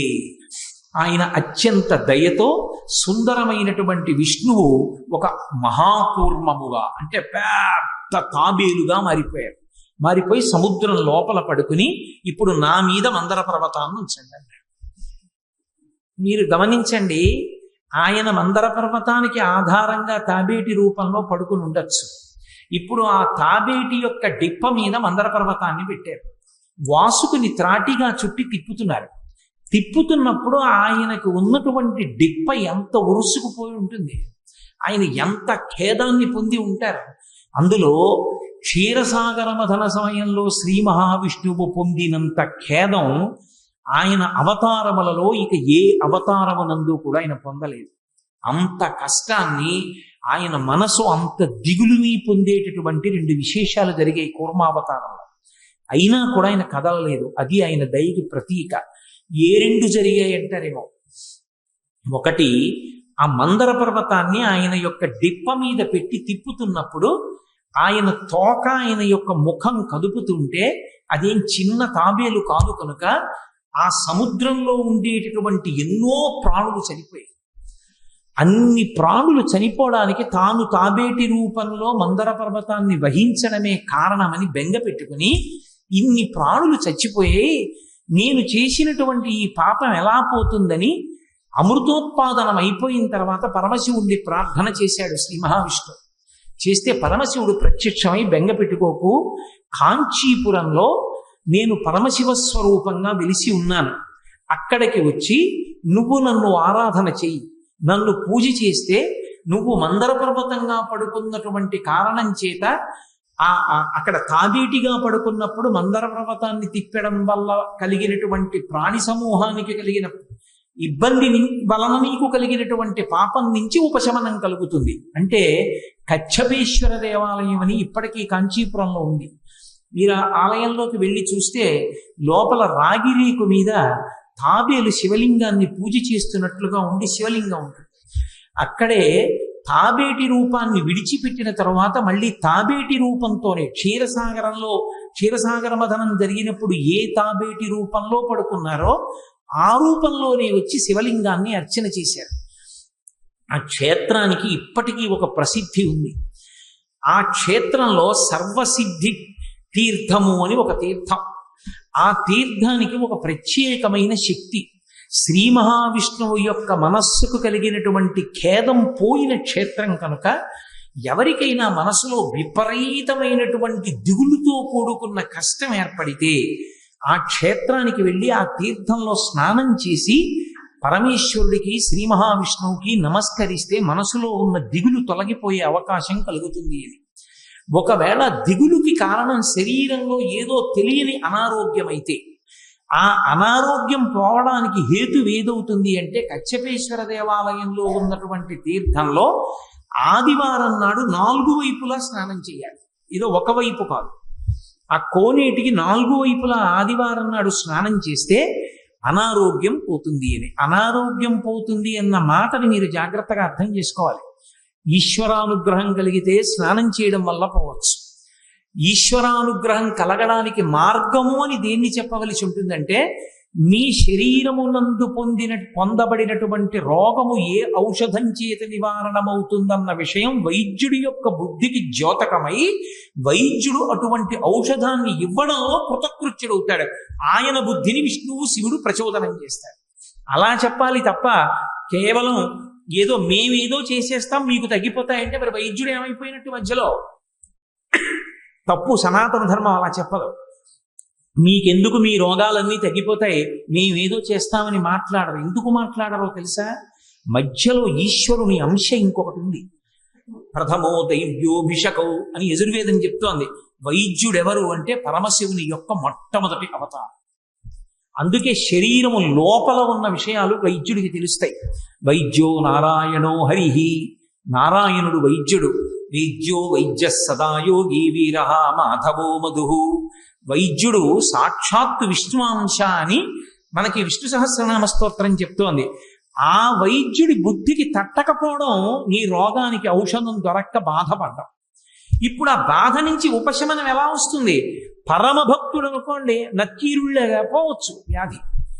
లేదా అసలు నీ శరీరమునకు పట్టుకున్న వ్యాధి ఏదో ఇప్పుడు వైద్యుడి బుద్ధికి తడుతుంది. దానికి తగిన ఔషధాన్ని ఇస్తాడు, ఇప్పుడు పోతుంది. అంటే ఈశ్వరానుగ్రహం ఈశ్వరాంశ అయినటువంటి వైద్యుని యొక్క బుద్ధిని ప్రచోదనం చేసి నీ రోగానికి విరుగుడు చేకూరుస్తుంది. అది ప్రక్రియలో జరిగేటటువంటి విధానం. అందుకని ఈశ్వరాంశగా వైద్యుడు మధ్యలో ఉంటాడు. కనుక ఇప్పటికీ కాంచీపురంలో కచ్చపేశ్వర దేవాలయంలో ఉండేటటువంటి సర్వసిద్ధి తీర్థమునందు ఆదివారము నాడు 4 ఒడ్లలో స్నానం చేసినటువంటి వాళ్ళకి శరీరమునకు కలిగినటువంటి అనారోగ్యం కూడా నివారణమవుతుంది అని ప్రశస్తి. అంత ప్రఖ్యాతమైనటువంటి దేవాలయం కచ్చపేశ్వర దేవాలయం. శ్రీ మహావిష్ణువు యొక్క మనసుకి అంత ఖేదం కలిగినటువంటి అవతారం కూర్మావతారం. అంత బాధపడ్డాడు ఆయన. అక్కడతో పోలేదు. ఆయన కూర్మావతారం స్వీకరించినప్పుడు మనసుకి బాధ కలగడం కాదు, ఎప్పుడూ కలగని రీతిలో ఆయన శరీరానికి బాధ కలిగింది. శ్రీ మహావిష్ణువు యొక్క శరీరమునకు బాధ కలిగింది అన్న మాట మీకు శాస్త్రంలో కనపడదు. ఎందుకు కనపడదో తెలుసా? ఆయన శరీరము అమృతంతో ఉంటుంది. అమృత వపుహు అని విష్ణు సహస్రనామంలో ఆయనకి పేరు. అమృత వపుహు అంటే శరీరము అమృతము అని. అందుకే దానికి ఖేదం ఉండదు. ఖేదము లేని విష్ణువు యొక్క శరీరము ఖేదము పొందిన ఏకైక అవతారము కూర్మావతారం. ఆయన శరీరం చాలా బాధపడిపోయింది. ఎందుకు బాధపడిపోయిందంటే ఎక్కడి నుంచి పుట్టింది హాలాహలం? హాలాహలం పాలసముద్రం పైనుంచి పుట్టలేదు. ఆ పాలవెల్లి లోపల అప్పటికప్పటికి మంద రాగము తిరిగెన్ చప్పుడు నిండిన జండము చెప్పిటిదే మధుని చెవులు చిందరగొనియన్ ఆలోల జలధి లోపల నాలోనహి విడచి చురల నసురుల పరపన్ గీలా కోలాహలమున హాలాహల విషము పుట్టె అవనీనాథ అన్నారు పోతన గారు. ఆ మందర పర్వతాన్ని తిప్పుతున్నప్పుడు ఆది కూర్మం యొక్క వీపు మీద ఉంది. లోపల ఉన్నాడు ఆయన. ఏ పాల సముద్రం లోపల ఉన్నాడో ఆ పాల సముద్రం లోపల హాలాహలం పుట్టి హాలాహలం పుట్టి ఆయన ఒంటికి దాని సెగలు కొట్టే వేడి. అయినా ఆయన కదలలేదు. ఎందుకు కదలలేదో తెలుసా? ఒక్క కారణానికే కదలలేదు. నేను కదిలిపోతే మందర పర్వతం పడిపోతుంది. మందర పర్వతం పడిపోతే నన్ను నమ్మి పైనున్న వాళ్ళు వాసుకిని పట్టుకుని చిలుకుతున్నారు. ఈ హాలాహలం పైకి తేలి వాళ్ళు పారిపోతే అప్పుడు నేను పైకి లేస్తాను. ఒకవేళ వాళ్ళు కానీ అలాగే చిలుకుతుంటే ఆ హాలాహలం చేత నా ఒళ్ళు దహించుకుపోతున్నా నేను ఇలాగే ఉంటానని ఉండిపోయాను. ఆ ఉండిపోవడంలో ఆయన ఒళ్ళంతా కూడా వేడికి ఎంత తప్తమై బాధని పొందింది. ఇంత బాధ పొందితే అమృతోత్పాదనం అంతా అయిపోయిన తర్వాత అందరూ సంతోషంగా ఇంటికి వెళ్ళిపోయారు. ఇంత బాధ పొందిన విష్ణువు ఈ వేడి ఎలా పోతుందని ఆ వేడి పోక ఇప్పటికే అంటుంటారే, వేసవికాలం రాత్రి చల్లబడి పడుకున్నానండి, పగలంతా వేడికి తాపం ఏమిటో రాత్రి నిద్ర పట్టలేదండి అంటారు. ఆ హాలాహలం పుట్టినప్పుడు తగిలినటువంటి తాపానికి విష్ణువుకి వేడి తగ్గలేదు. అమృతోత్పాదనం అయినా కూడా, లక్ష్మీదేవితో కళ్యాణం అయినా కూడా తగ్గకపోతే అప్పుడు మళ్ళీ పరమశివుణ్ణి ఆశ్రయించాడు. ఎవరో అర్థం బర్థం లేని వాళ్ళు శివకేశవుల మీద భేదం, శివకేశవులకి భేదం చెప్పాలి కానీ అసలు మీకు ఎక్కడా శివకేశవుల మధ్య భేదం కానరాదు. భూతద్దాలు పెట్టుకుని వెతికి అక్కర్లేనివి సృష్టిస్తానన్న వాడికి జవాబు చెప్పేవాడు సృష్టిలో ఉన్నాడు. కాబట్టి మహానుభావుడు వెళ్ళి పరమశివుణ్ణి ఆశ్రయించాడు. నా ఒళ్ళు వేడెక్కిపోతోంది, ఎలా ఈ వేడి తగ్గాలని అడిగాడు. నేను కాంచీపురంలో ఏకాంబరేశ్వరుడనై ఉన్నాను. ఆ ఏకాంబరేశ్వరుడు తూర్పు దిక్కుని చూస్తుంటాడు. నా ఆలయానికి దగ్గరగా పశ్చిమ దిక్కు చూస్తూ నువ్వు నిలబడు. చంద్రకంఠేశ్వరుడని పేరు. ఇప్పటికీ మీరు ఏకాంబరేశ్వరుడి దేవాలయంలో దర్శనం చేసుకుని బయటికి వచ్చి నటరాజస్వామి ఆలయానికి వెళ్ళేటప్పుడు ఇటు నటరాజస్వామి ఆలయం ఉంటుంది, ఇటు చంద్రకంఠేశ్వరుడు ఉంటాడు. తిరుమంగయ్యాళ్వారులు అక్కడ స్తోత్రం చేశారు కూడా శ్రీ మహావిష్ణు స్వరూపం మీద. ఇప్పుడు 2 విగ్రహాలు ఉంటాయి. ఒకటి కొద్దిగా ఛిద్రమైందని ఆ విగ్రహం పక్కన పెట్టి కొత్త విగ్రహాన్ని ప్రతిష్ఠ చేశారు. అక్కడ నిలబడ్డాడు. అక్కడ నిలబడితే పరమేశ్వరుని యొక్క జటాజూటములో ఉండేటటువంటి చంద్రవంక యొక్క చల్లతనం తగిలి శ్రీ మహావిష్ణువు యొక్క శరీరం చల్లబడి, అంటే ఇంత కష్టపడ్డాడనడానికి 2 సాక్ష్యాలు కాంచీపురంలో ఉన్నాయి. ఒకటి కచ్చపేశ్వర దేవాలయము, ఒకటి చంద్రకంఠేశ్వర దేవాలయం. ఒకటి ఏకాంబరేశ్వర దేవాలయంలో ఉంది, ఒకటి కామాక్షి దేవాలయం నుంచి బయటికి వచ్చేసిన తరువాత కొద్ది దూరంలో చూస్తే పెద్ద శిఖరం కనపడుతుంది, కచ్చపేశ్వర దేవాలయం. కచ్చపేశ్వర దేవాలయంలో ఇప్పటికీ ఆదిపూర్వంగానే ఉన్నాడు. కాబట్టి అంత క్లేశాన్ని పొందినటువంటి అవతారం ఏ అవతారంలోనూ లేదు. ఆదికూర్మంగా ఆయన అంత కష్టపడ్డాడు. ఇంత కష్టం ఎవరి కోసం పడ్డాడు? ఏదో సరదాగా కష్టపడ్డవాడు కాడు. తనని నమ్ముకున్న దేవతల్ని ఒడ్డెక్కించడానికి తాను అంత కష్టపడ్డాడు. ఈ కష్టానికి కారణం దయ.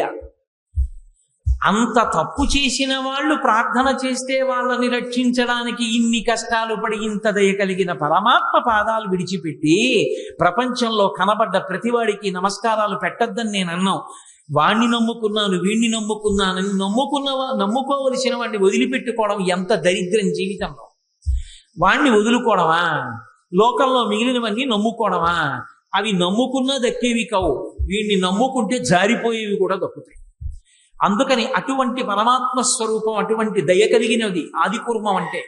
అటువంటి మహానుభావుడై ఆ లోపలే ఉండిపోయాడు. ఉండిపోతే మందర పర్వతాన్ని ఆయన యొక్క ఆ డిప్ప మీద పెట్టి తిప్పారు. సరే, హాలాహలం వచ్చింది, హాలాహలాన్ని శివుడు భక్షించాడు. ఆ కథ పక్కన పెట్టండి. తర్వాత అమృతోత్పాదనం అయింది. అమృతోత్పాదనం అయితే అయిపోయిందా? మళ్ళీ రాక్షసులకు దక్కకుండా దాన్ని దేవతలకు మాత్రమే పంచిపెట్టడానికి మోహిని అవతారం స్వీకరించవలసి వచ్చింది. ఒకే అమృతోత్పాదనలో ముందు ఆదికూర్మం, పక్కన మళ్ళీ వేరుగా మోహిని అవతారం. ఈ 2 అవతారాలు ఎవరి కోసం? మధ్యలో ఉన్న దేవతలు తనని నమ్మి నిలబడినందుకు వాళ్ళని రక్షించడానికి. రక్షించి వాళ్ళకి అమృతాన్ని కట్టబెట్టాడు. కట్టబెట్టి పాల సముద్రంలోంచి మళ్ళీ కామధేనువు, కల్పవృక్షము, లక్ష్మీదేవి ఇన్ని పైకొచ్చేటట్టు చేసి ఇన్నిటితోటి దేవేంద్రుడు భోగభాగ్యాలతో స్వర్గలోకాధిపత్యం పొందేటట్టుగా అనుగ్రహించినటువంటి పరమదయాశాలి శ్రీ మహావిష్ణువు యొక్క అవతారమైనటువంటి ఆదికూర్మావతారం. అంత గొప్ప అవతారం.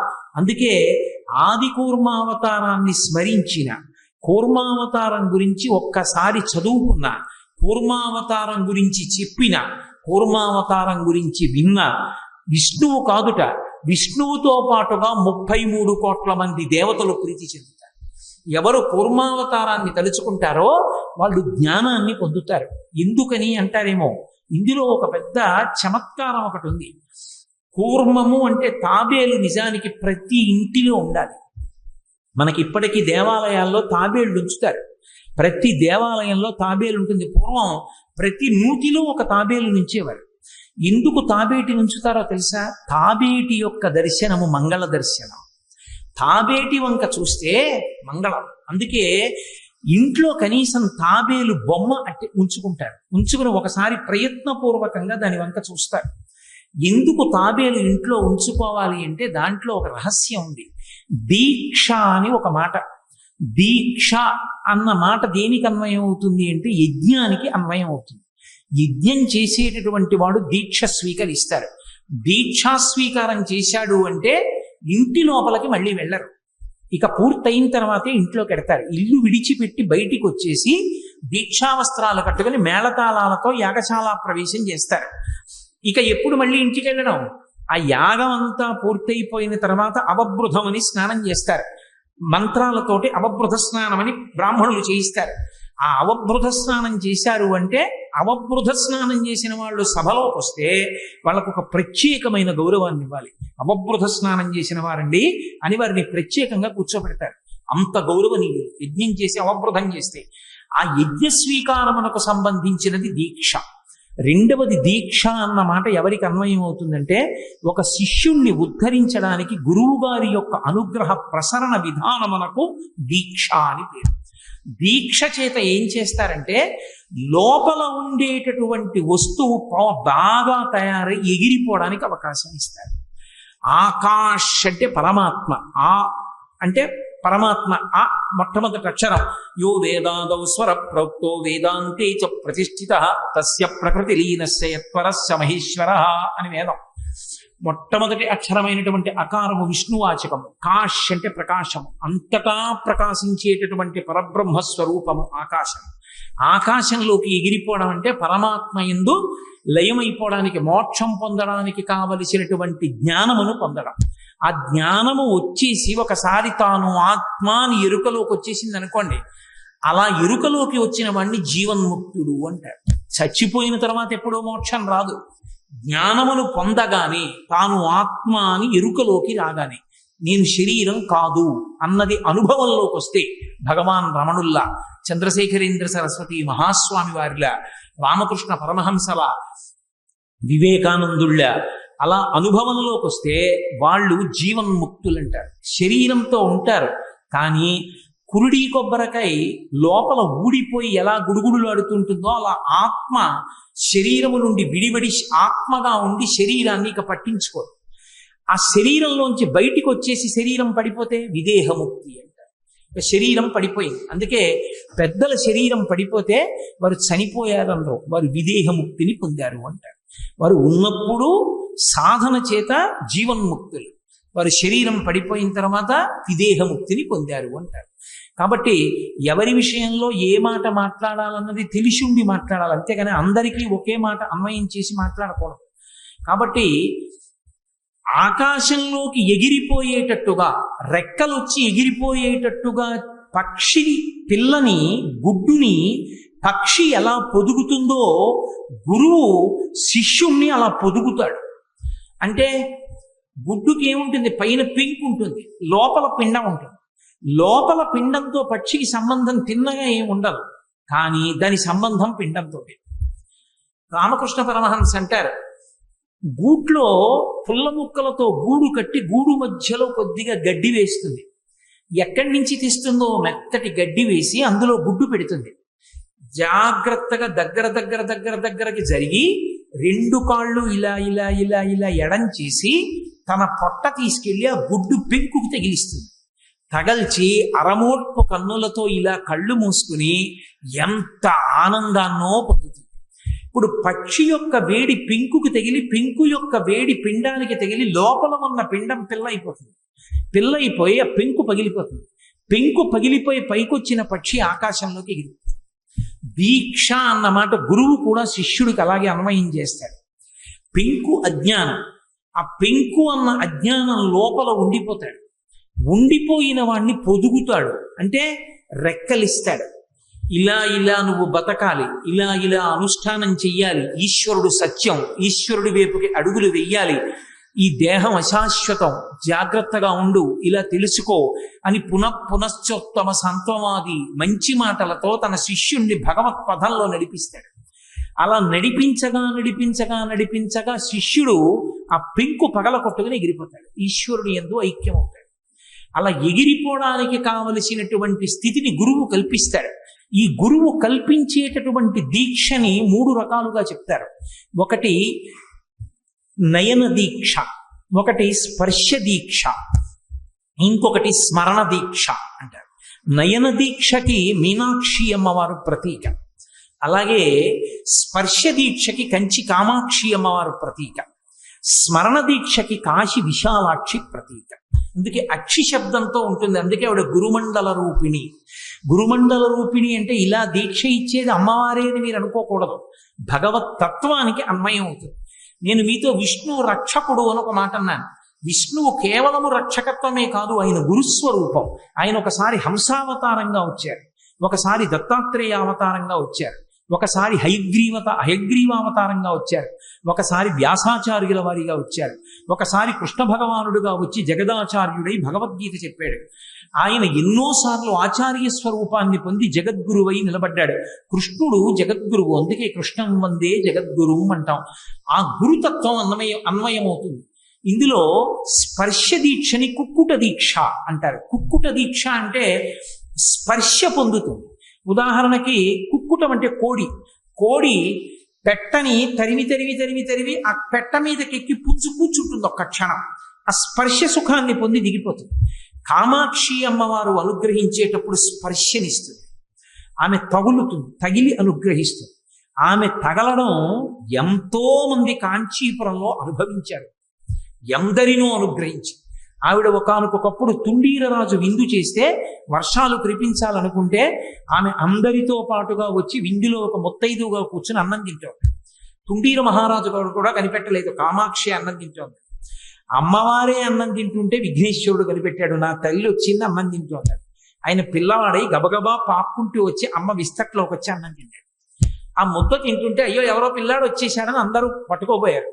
అమ్మవారు అకస్మాత్తుగా పిల్లాన్ని చంకలో పెట్టుకుని అంతర్ధానమై స్వర్ణ ఉసిరికలు కురిపించింది తుండీర మండలం అంతా. ఆ రోజు అనావృష్టితో ఉంటే మూకశంకరుడు మూక పంచశతిలో స్తోత్రం చేస్తారు. అమ్మవారు కామాక్షి స్వరూపానికి ఒక లక్షణం ఉంటుంది. అనుగ్రహించాలనుకున్నప్పుడు తన పాదం ఎత్తి శిష్యుడి భక్తుని యొక్క తల మీద ఉంచుతుంది.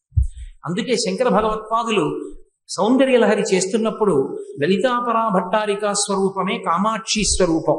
అందుకే ఆయన సౌందర్యలహరిని పూర్తి చేస్తూ ఒక మాట అంటారు, శృతీనాం మూర్ధానో దదతి తవయౌ శేఖరతయా అంటారు. వేదముల యొక్క చివర భాగమునందు విహరించేటటువంటి పాదములు కలిగిన ఓ తల్లి, నీ పాదములు నా తల మీద ఉంచు అంటారు. కుక్కుట దీక్ష, కామాక్షి పాదం ఉంచుతుంది. పాదం ఉంచితే అక్కడితో వాడికి పెంకు పగిలిపోతుంది. పెంకు పగిలిపోయిందంటే గుడ్డు విడిపోయి అజ్ఞానం అనే పొర విచ్చిపోయి జ్ఞానమును పొందుతాడు. కామాక్షి అనుగ్రహం కుక్కుట దీక్ష, మీనాక్షి అనుగ్రహం నయన దీక్ష. ఆమె అనుగ్రహిస్తుంది, ఎలా? చూపులతో అనుగ్రహిస్తుంది. జీవశాస్త్రంలో ఏం చెప్తారో నాకు తెలియదు, కానీ వేదాంత శాస్త్రంలో మాత్రం చేప గుడ్లు పెట్టినప్పుడు నది యొక్క అలల మీద పెట్టేస్తుంది. అలల మీద పెట్టేస్తే అలల మీద గుడ్లు అలా ఉంటాయి. ప్రవాహం వచ్చినప్పుడు చేప వెళ్ళిపోతూ ఉంటుంది, గుడ్లు ముందు వెళ్ళిపోతుంటాయి. అయ్యో గుడ్లు పెట్టానే, తేలి వెళ్ళిపోతున్నాయి, ఈ గుడ్లు పిల్లలు అవ్వాలని కోరుకుని అలా ప్రేమతో చూస్తుంది చేప. చేప యొక్క చూపుల చేత పొదగబడి పిల్లలు అవుతాయి. చూపులతో పోషించి కేవలం తన చూపుతో పెంకు పగలకొట్టి అజ్ఞానాన్ని విచ్చిపోయేటట్టు చేసి జ్ఞానాన్ని ఇస్తుంది. అందుకే నేను నయన దీక్ష ఇవ్వగలిగిన తల్లి కాబట్టి మీనాక్షి. చేప పిల్లల్ని ఎలా పోషిస్తుందో అలా పోషించి జ్ఞానం ఇస్తుంది గురుమండల రూపిణి. కాబట్టే ఆ తల్లి మీనాక్షి స్వరూపంగా ఉంటే తన చూపులతో కేవలం దృష్టిపాతం చేత తనని నమ్ముకున్నటువంటి భక్తులకు జ్ఞానాన్ని ఇచ్చేస్తుంది. అందుకని ఆవిడికి మీనాక్షి. అందుకే శంకరాచార్యుల వారు దృశాద్రఘీయస్యాదరదలిత నీలోత్పల రుచ దవీయాంసం దీనం స్నపయ కృపయా మమపి శివే అనీనాయం ధన్యో భవతి నచతే హనిరియత అని మనేవా హర్మ్యేవా సమకర నిపాతో హిమకరహ అంటారు. ఆ తల్లి అలా చూస్తూనే ఉంటుంది. ఎప్పుడు ఎంతవరకు చూస్తుందంటే బ్రహ్మాండాలు ఎంతవరకు ఉన్నాయో అంతకన్నా ఎక్కువ వరకు కన్ను తిప్పి చూస్తూ ఉంటుంది. అది మీనాక్షి తత్వం. ఇక 3వది ఉంటుంది కమట దీక్ష అంటారు. కమట దీక్ష అంటే తాబేటి దీక్ష. తాబేలు గురుస్వరం. తాబేలు ఉండడమే మంగళప్రదం. ఎందుకని అంటే తాబేలు స్మరణ చేత రక్షిస్తుంది. గురువు అలా కూడా రక్షించగలడు. ఎలా రక్షిస్తారంటే తాబేటికి ఒక లక్షణం ఉంటుంది. అది నీటిలో గుడ్లు పెట్టదు. నీటిలోంచి బయటికి వచ్చి ఒడ్డుకొచ్చి ఇసుకలో కొద్దిగా కన్నం చేసి అందులో గుడ్లు పెట్టి ఇసుక మూసేస్తుంది. మూసేసి నీటిలో వెళ్ళిపోయి నీటిలో తిరుగుతూ గుర్తొస్తుంది, అయ్యో ఒడ్డున ఎక్కడో ఇసుకలో కన్నం పెట్టి గుడ్లు పెట్టాను, అవి పిల్లలు అవ్వాలి, పెద్దవవ్వాలి, చిన్న చిన్న తాబేళ్ళు అవ్వాలి, అవి కూడా ఈ నదిలోకి రావాలి అని స్మరిస్తుంది. తాబేలు యొక్క స్మరణల శక్తి చేత పొదగబడతాయి ఆ గుడ్లు. పొదగబడి పిల్లలు అవుతాయి. గురువు ఎక్కడో ఉండొచ్చు, ఉన్న శిష్యుణ్ణి అనుగ్రహంతో స్మరిస్తాడు. స్మరించిన కారణం చేత పెంకు పగిలిపోతుంది. అలా మహానుభావులు ఎందరినో అనుగ్రహించారు. మనకి చెప్పుకోవలసిన సందర్భం ఏర్పడితే ఛత్రపతి శివాజీకి గురుత్వం వహించినటువంటి సమర్థ రామదాసు గారి జీవితంలో జరిగింది. అలాగే శివాజీకి సమర్థ రామదాస్ గారికి మధ్యలో అటువంటి స్మరణ దీక్ష ఒకసారి జరిగింది. కేవలం స్మరించి రక్షించారు ఆయన. అలా ఎందరినో ఈ దేశ చరిత్రలో స్మరణ చేత గురువులు రక్షించిన సందర్భాలు ఉన్నాయి.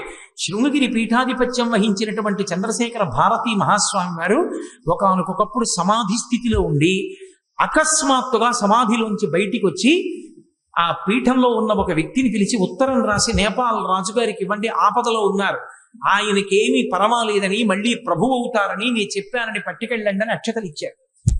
ఎక్కడో ఉన్నారు, ఎక్కడ వార్తల్లో కూడా రాలేదు. ఇదేంటి నేపాల్ ప్రభువుకి ఆపద రావడం ఏమిటి అనుకున్నారు. ఇచ్చిన అక్షతలు పట్టుకుని ఆ వ్యక్తి బయలుదేరాడు ఉత్తరం పట్టుకుని. ఇంకా నేపాల్ చేరక ముందే ఆయన రాజ్యాధికారానికి ఆపద వచ్చి పదవీచ్యుతుడిని చేశారు. ఈ అక్షతలు పట్టుకెళ్ళి ఇచ్చారు. ఆయన అక్షతలు తల మీద వేసుకున్నారు. వెంటనే మళ్ళీ పరిస్థితులు మారి రాజ్యాధికారం పొందారు.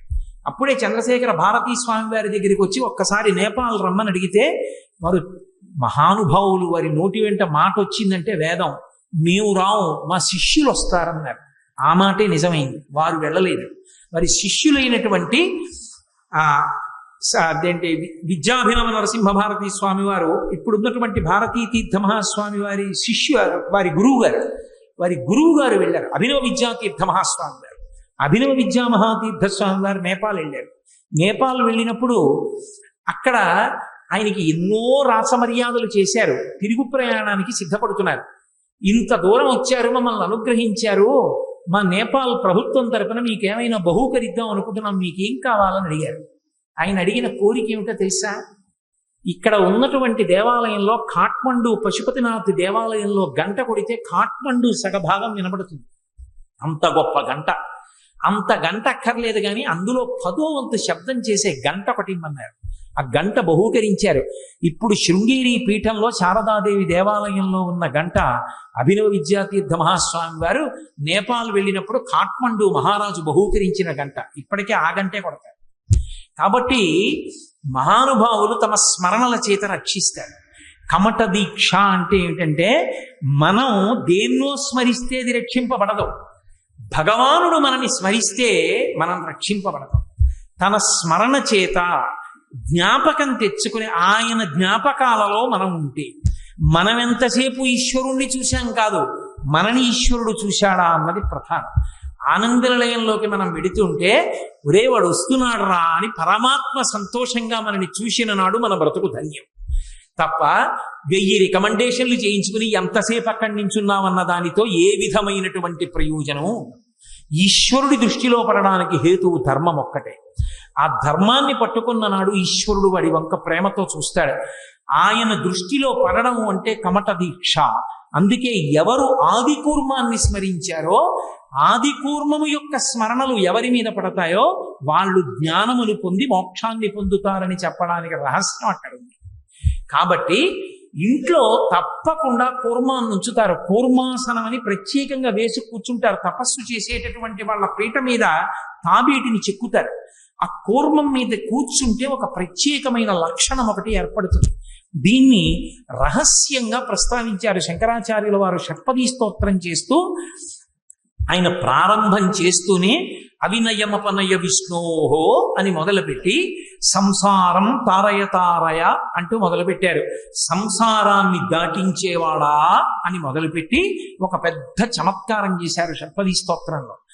అందులో అద్భుతమైనటువంటి ప్రాస పెడుతూ శ్లోకరచన చేస్తూ అందులో శంకరులు అన్నారు, దామోదర గుణమందిర సుందర వదనారవింద గోవింద భవజలధి మదనమందర అని పిలిచారు పరమేశ్వరు.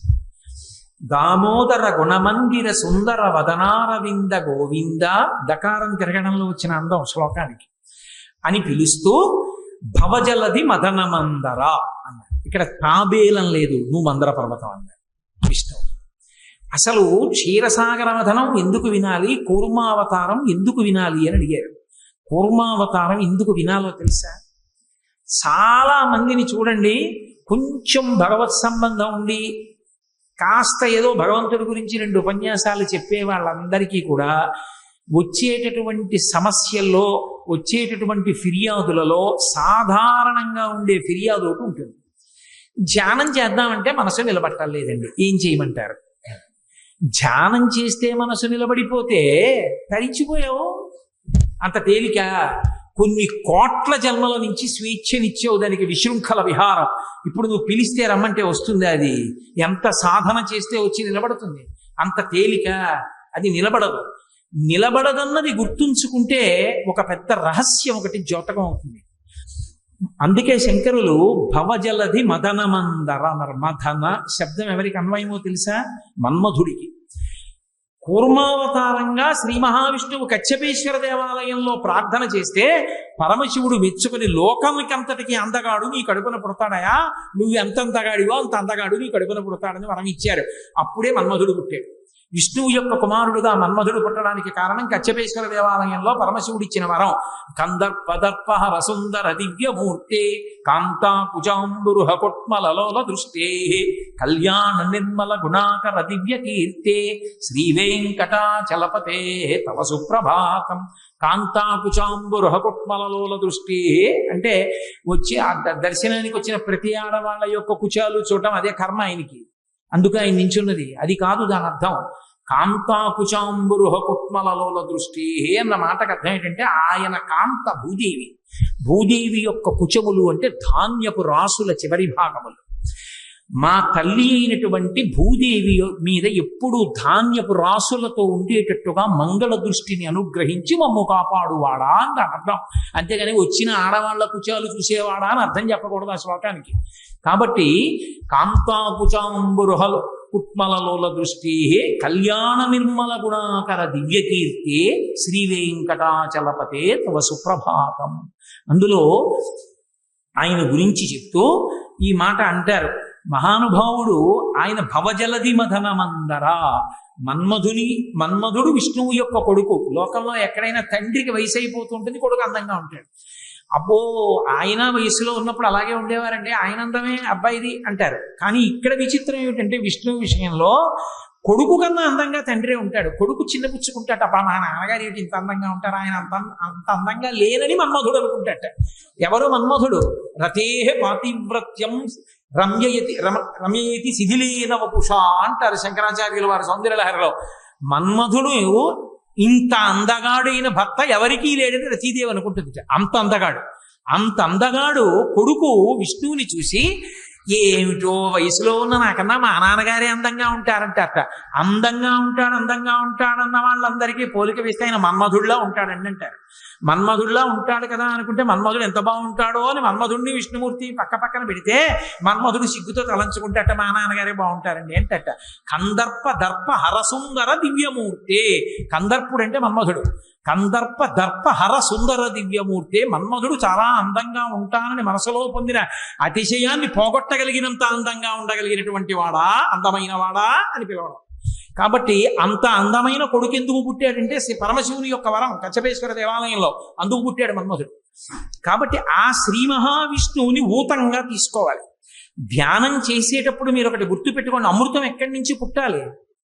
అమృతత్వం పుట్టాలి అంటే ఇక మళ్ళీ పుట్టవలసిన అవసరం లేని స్థితి కలగాలి అంటే అది బయట నుంచి లోపలికి రాదు, బయట కొనుక్కునేది కాదు. అంటే నాకు అమృతత్వం ఇవ్వండి అంటే ఎవరివ్వరు, అమ్మకానికి ఏం దొరికే పదార్థం కాదు. అమృతత్వం అనేటటువంటిది ఎక్కడి నుంచి పొందాలి అంటే మృతత్వంలోంచి పొందాలి. అందుకే అమృతత్వాన్ని దేనిలోంచి పొందుతాడు అంటే తాను మరణించే స్వభావంలోంచి అమృతత్వంలోకి వెళ్ళగలిగినటువంటి స్థితిని పొందుతాడు. ఎలా పొందుతాడు అంటే ఎన్నో జన్మల నుంచి చేస్తున్నటువంటి పాపములకు అలవాటు పడిపోయిన మనసు ఎన్నో దుర్గుణాలన్నింటినీ కూడా తీసుకుని దగ్గర పెట్టుకుంటుంది. ఎంత చెత్త పోగేసి లోపల పెట్టింది, ఆ చెత్త అంతా బయట ఉండదు, ఇక్కడే ఉంటుంది. కామక్రోధశ్చ లోభశ్చ దేహే తిష్టంతి తస్కరాః జ్ఞానరత్నాపహారాయ తస్మాత్ జాగ్రత్త జాగ్రత్త. ఇక్కడే ఉంటాయి ఆ గుణాలన్నీ. కామం ఎక్కడి నుంచో బయట నుంచి వచ్చి పట్టుకోదు, ఈ లోపల నుంచే పైకి లేస్తుంది. క్రోధం ఎక్కడి నుంచో రాదు, ఇక్కడి నుంచే పైకి లేస్తుంది. లోభం ఎక్కడి నుంచో రాదు, ఇక్కడి నుంచే పైకి లేస్తుంది. ఈ గుణాలన్నీ ఇక్కడే ఉన్నాయి. ఈ గుణాలన్నీ బయటికి పోయాయి అనుకోండి, హాలాహలం బయటికి పోయిందని గుర్తు. ఈ హాలాహలం బయటికి పోయేటట్టుగా భవజలది మదనమందర, మదనుడు అన్న మాటకు అర్థం ఏంటంటే మదించువాడు అని, మధిస్తాడు. మదనుడు అన్న మాట ఎవరికి అన్వయం అంటే మన్మధుడి. మన్మథ ఆయన మనస్సుని తిప్పుతుంటాడు. ఎప్పుడు ఎలా తిప్పుతుంటాడంటే కోరిక, ఏదో కోరిక, సంకల్ప వికల్పాలు, అది కావాలి, అది కావాలి, అది కావాలి, ఇది కావాలి తిప్పుతూ ఉంటాడు. పోనీ ఏదో అది పెట్టేశాడని తృప్తి పొందుతాడా? బా ఇంకొద్దులేదు అంటాడు. ఇంకొద్దులేదు అన్నవాడు వదిలేస్తాడు అనుకుంటున్నారా? 2 రోజులు అవదు మళ్ళీ పట్టరాదండి అంటే. కాబట్టి మన్మథ తిప్పుతూ ఉంటాడు, మనసుని ఎప్పుడు మధిస్తూ ఉంటాడు. మన్మధుడు మనసుని మధిస్తున్నంతసేపు శోకం పుడుతూ ఉంటుంది, దుఃఖం పుడుతూ ఉంటుంది, బంధనం పుడుతూ ఉంటుంది, తప్ప అమృతత్వంలోకి వెళ్ళడు. అమృతత్వంలోకి వెళ్ళాలంటే ఈ మనసుని మదించడం వల్ల మన్మధుడు మదిస్తూ ఉండడం వల్ల వస్తున్నటువంటి దుష్టగుణములు తొలగిపోవాలి. అది హాలాహలం. అవి పైకొచ్చి పోవాలి. అవి పైకొచ్చి పోయేటట్టుగా తిప్పాలంటే మందర పర్వతంగా మనసు నిలబడాలి. మందర పర్వతం చేసి దీనికి ఒక తాడు చుట్టాలి. ఏమిటి ఆ తాడు? వాసుకిని తీసుకొచ్చి చుట్టాలి. వాసుకి అంటే ఎవరు? పరమభక్తి తత్పరుడు. భక్తి అన్న త్రాటిని చుట్టాలి. అందుకే శంకరాచార్యుల వారి శివానంద లహరి చేస్తూ సదా మోహాటవ్యాం చరతి యువతీనాం కుచగిరౌ నటత్యాసా శాఖా స్వటతి జడితి స్వైరమభిత కపాలిం భిక్షోమే హృదయ కపిమచ్చం చపలం ధృడా భక్త్యా బధ్యా శివభవదధీనం కురు విభో అంటారు. ఇది కదిలిపోతోంది కోతిల, దీన్ని కట్టే ఈ భక్తి పాశాలతో అంటారు. భగవంతుని యందు భక్తి అనబడేటటువంటి తాటిని చుట్టి భగవంతుని యొక్క స్మరణలతో చిలకాలి. చిలుకుతున్నప్పుడు ఉంటుంది ఏమిటి అలాగా? అదేం ఉండదు. ఇవాళ ఒక్క అరగంట గాయత్రి చేయవే అని కూర్చున్నారు అనుకోండి, అబ్బాయి ఎంత వేడిగా ఉందో, తొందరగా లోపలికి వెళ్ళిపోయి కాస్త ఏసీ వేసుకుని గదిలో కూర్చుంటే బాగుంటుంది, పోనీ ఇవాళ ఒక్కరోజు 16 చేస్తానే, రేపు చేద్దాం, కొంచెం చల్లబడ్డాక చేసుకుంటుందని రోజు 108, 500. ఇప్పుడు ఏమిటి ఈ వేసవకాలంలో ఇప్పుడు గాయత్రి అంటే బాబు వదిలిపెట్టవే అంటే ముందు ఏది పుడుతుంది అంటే హాలాహలం పుడుతుంది. గుళ్ళోకి వెళ్ళండి, ఓ దేవాలయంలోకి వెళ్ళిన వాళ్ళందరూ దేవాలయ రాజద్వారం దగ్గర నుంచి దేవాలయం బయటకు వచ్చేసే వరకు భగవంతుని మీద మనసు పెట్టున్నారనుకుంటున్నారా?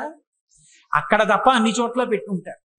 కాబట్టి ఆ స్థితి నుండి బయటికి రావాలి అంటే మనసు భగవంతుని యందు నిలబడి దుర్గుణములను తొలగతోసుకోగలగాలంటే ఎందుకు మనసుకి అవన్నీ స్మరణలుగా వస్తుంటాయి?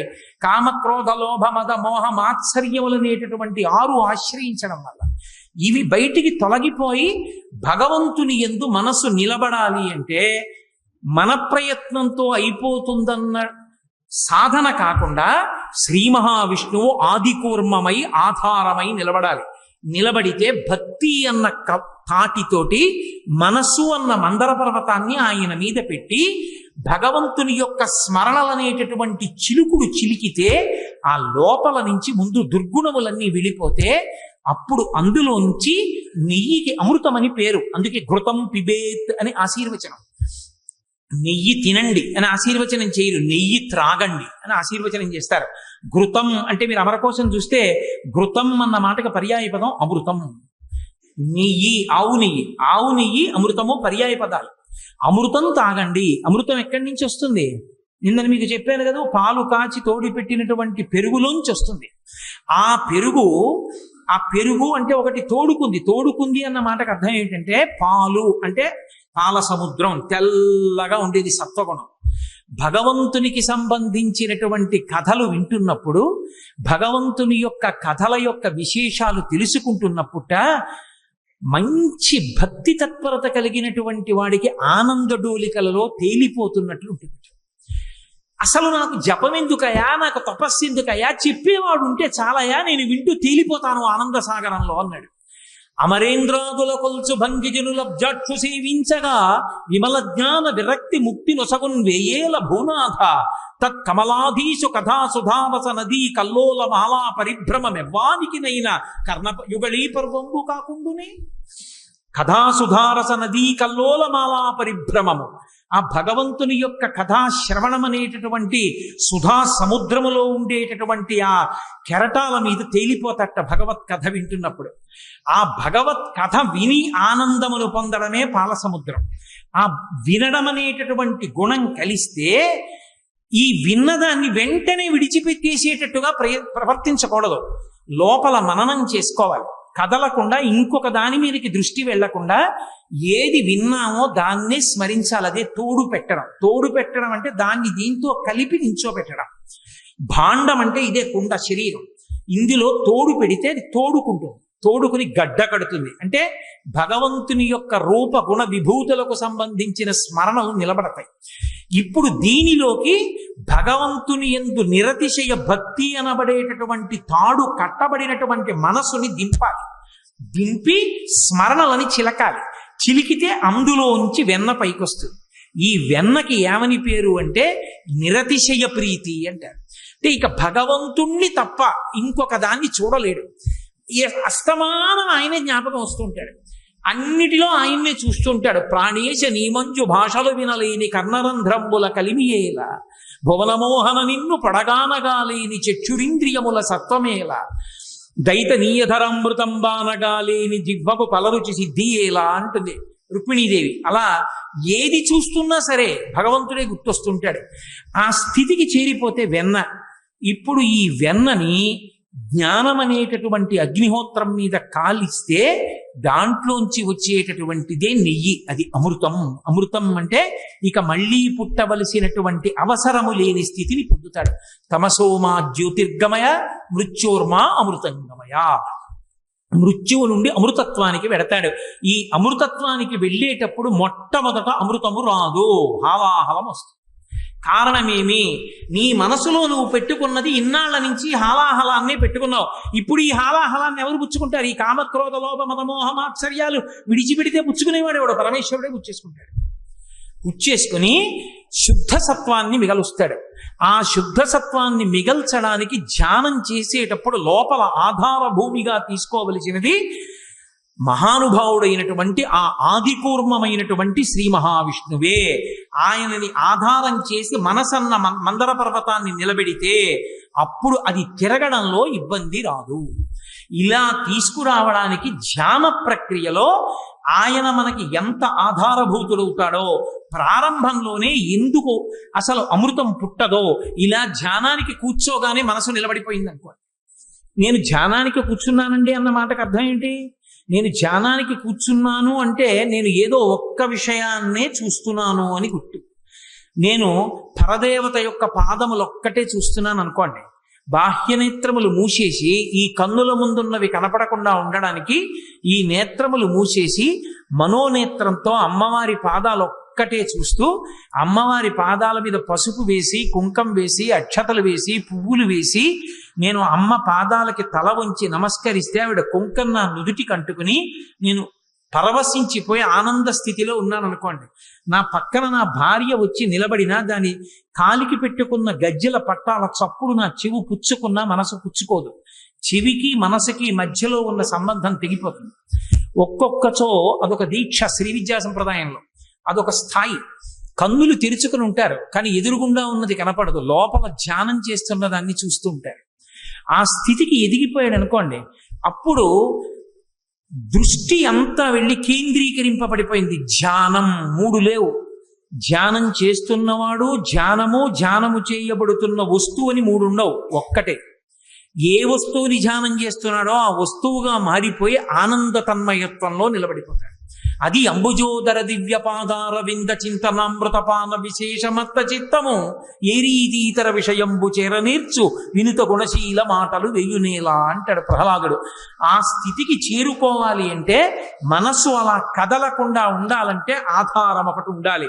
ఆ ఆధారము ఎవరో కాదు, నువ్వు ఆధారాలు ఇచ్చి నిలబెట్టలేవు మనసుని.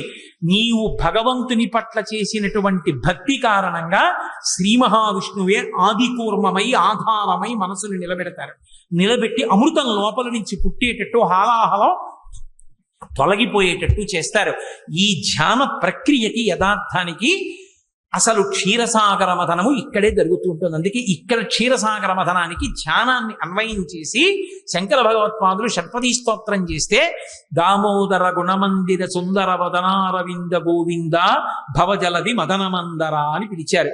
భవజలధి అంటే చావు పుట్టుకలతో కూడుకున్న సంసారం అనేటటువంటి సాగరం. ఈ సాగరాన్ని తరించడానికి దీన్ని నేను మదనం చెయ్యడానికి అమృతోత్పాదనం అవడానికి నాకు ఆధారమైనటువంటి వాడివి కేవలముగా పరమాత్మ నువ్వే అని శ్రీ మహావిష్ణువుని ఆధార భూమికగా స్వీకరించమని. అంతేకాదు ఆయన రక్షణ సామర్థ్యం ఏమిటో పోతన గారు గజేంద్ర మోక్షణంలో చెప్తారు. మకరం ఒకటి రవిజొచ్చెను మకరము మరి ఒకటి ధనదు మాటున డాగెన్ మకరాలయమున తిరిగెడు మకరంబులకు కూర్మరాజు మరుగున కరిగెన్ అంటారు. భయం వేస్తేట నీళ్లలో ఉండేటటువంటి ప్రాణులన్నీ ఎక్కడికి వెళ్ళి దాక్కుంటాయంటే పరమ భయం ఏర్పడితే ఆదికూర్మం చాటుకెళ్ళి దాక్కుంటాయిట. ఆదికూర్మంగా ఇప్పటికీ శ్రీ మహావిష్ణువు వెలసి ఉంటారు అని. కాబట్టే కచ్చపేశ్వర దేవాలయం కాంచీపురంలో అంత ప్రఖ్యాతి వహించింది. అందుకే కూర్మావతారం అంత ప్రశస్తి వహించింది. ఈ కూర్మావతారం గురించి ఎవరు చెప్పారో, ఎవరు విన్నారో, ఎవరు దీన్ని చదువుకుంటారో వాళ్ళందరికీ జరిగేటటువంటి గొప్ప ప్రయోజనం ఏమి అంటే బయట ఎన్నిటినైనా జయించవచ్చు, బయట ఎన్నిటినైనా నేను సాధించి నిలబెట్టాననొచ్చు. తన మనసుని తాను నిలబెట్టడం మాత్రం సాధ్యం కాదు. నేను చెప్పినట్టు కదలకుండా ఉంటుందండి అనలేరు. నేను ఇలా అంటేనండి పడుంటారు వాళ్ళు అంటాడు. నేను ఇలా అంటే నా రాజ్యంలో నోరెత్తాడు ఎవడంటాడు. ఇలా అంటే నీ మనసు ఆగుతుందా? అదే అడుగుతాడు. లోకములన్నీయున్ గెలిచినాడవు ఇంద్రియానీకము చిత్తమున్ గెలువనేరవు నిన్ను నిబద్ధు చేయు భీషణ శత్రులార్వుర ప్రభిన్నుల చేసిన ప్రాణికోటిలో నీకు విరోధి లేడొకడు నిర్పున చూడుము ధనవేశ్వర అంటాడు ప్రహ్లాదుడు. నువ్వు ఇలా పిలవగానే మనసొచ్చి భగవంతుని పాదములను స్మరించు అంటే వెళ్ళిపోయి భగవంతుని యొక్క పాదార విందముల యందు చేరిపోతుందా? చేరదు. అందుకే శంకరాచార్యుల వారు షట్పది. షట్పది అంటే భగవంతుని యొక్క పాదార విందం అంటాం. తుమ్మెద ఎక్కడ అణిగిపోతుంది? తామర పువ్వులోకి వెళ్ళి అణిగిపోతుంది. అలా భగవంతుని యొక్క పాదార విందముల యందు పంచేంద్రియములతో కూడుకున్న మనస్సనబడేటటువంటి 6 కాళ్ళు కలిగిన నా షట్పది అణిగిపోవాలి. అణిగిపోయి ఆ పాద పంజరమునందు, ఆ పాద పంకజమునందు ఆ తామర పువ్వులోంచి వచ్చే తుమ్మెద గ్రోలుతూ మత్తెక్కి పరవశించి ఉండిపోవాలి. ఉండిపోవాలంటే అటువంటి ధ్యాన స్థితిని పొంది మృత్యోర్మ అమృతంగమయ వైపుకి నడవడానికి ఆదికూర్మమే ఆధారం. అంతటి రక్షణ భారాన్ని వహించాడు, గురుతత్వాన్ని ప్రకటింపచేశాడు. అందుకే ఇప్పటికీ ఆదికూర్మాన్ని ఉంచుతారు. ఇప్పటికీ పెద్ద పెద్ద దేవాలయాల్లో నీటి సరస్సు ఏర్పాటు చేసి తాబేళ్లను ఉంచుతారు.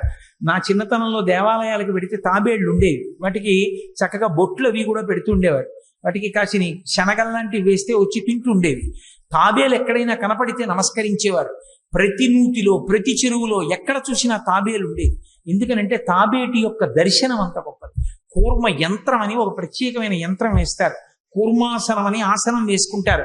ఎందుకు వేసుకుంటారంటే ఆ ఆసనం వేసుకుంటే ఆది కూర్మం మీద కూర్చుని ధ్యానం చేస్తే, అంటే తాబేలు మీద కూర్చోకూడదు కాబట్టి కూర్మాసనం పీట మీద చెక్కించి వేసి కూర్చుంటే దాని వలన మనసు ఏకాగ్రతని పొంది పరమేశ్వరుణ్ణి పొందడానికి కావలసిన స్థిరీకరణ శక్తిని పొందుతాడు.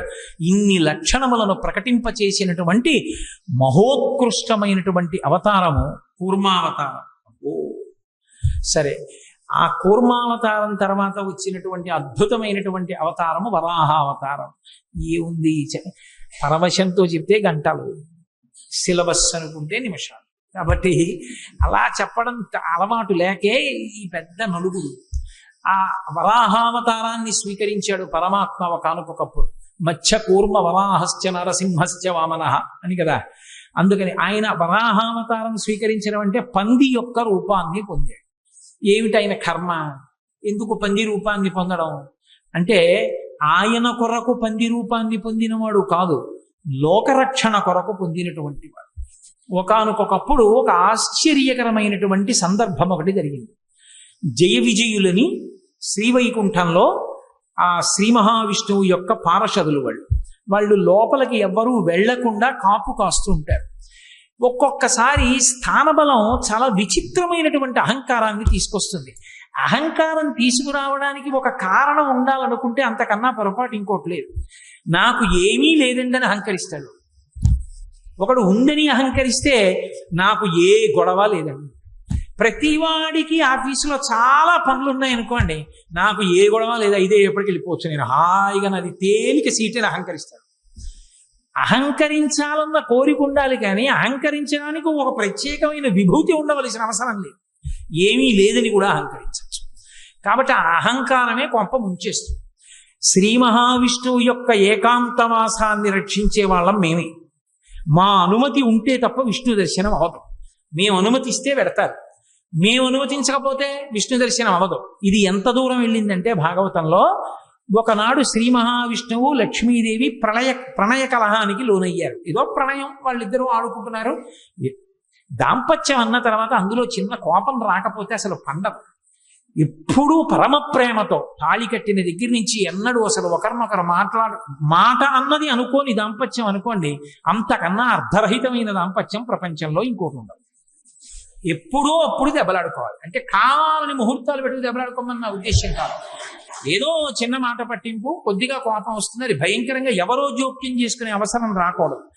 ఆవిడ ముందు మాట్లాడాలని ఆయన మాట్లాడకూడదా అని ఆవిడ, ఇద్దరు ఏదో కాసేపు ఆ బెట్టు చేసి ఆ తర్వాత ఇద్దరు ప్రశాంతంగా సంతోషంగా ఉంటే ఆ ప్రణయ కలహం ఏదో పాకం పలచగా ఉన్నది కొంచెం బాగా తీగ పాకంగా సాగినంత అందాన్ని ఇస్తుంది సంసారానికి. మనసులు అర్థం చేసుకోవడానికి మరింత అవకాశాన్ని ఇస్తుంది తప్పించేది మరీ మూడో మనిషి వచ్చి జోక్యం చేసుకోవలసినంత భయంకర స్థితులను పొందకూడదు దాంపత్యం.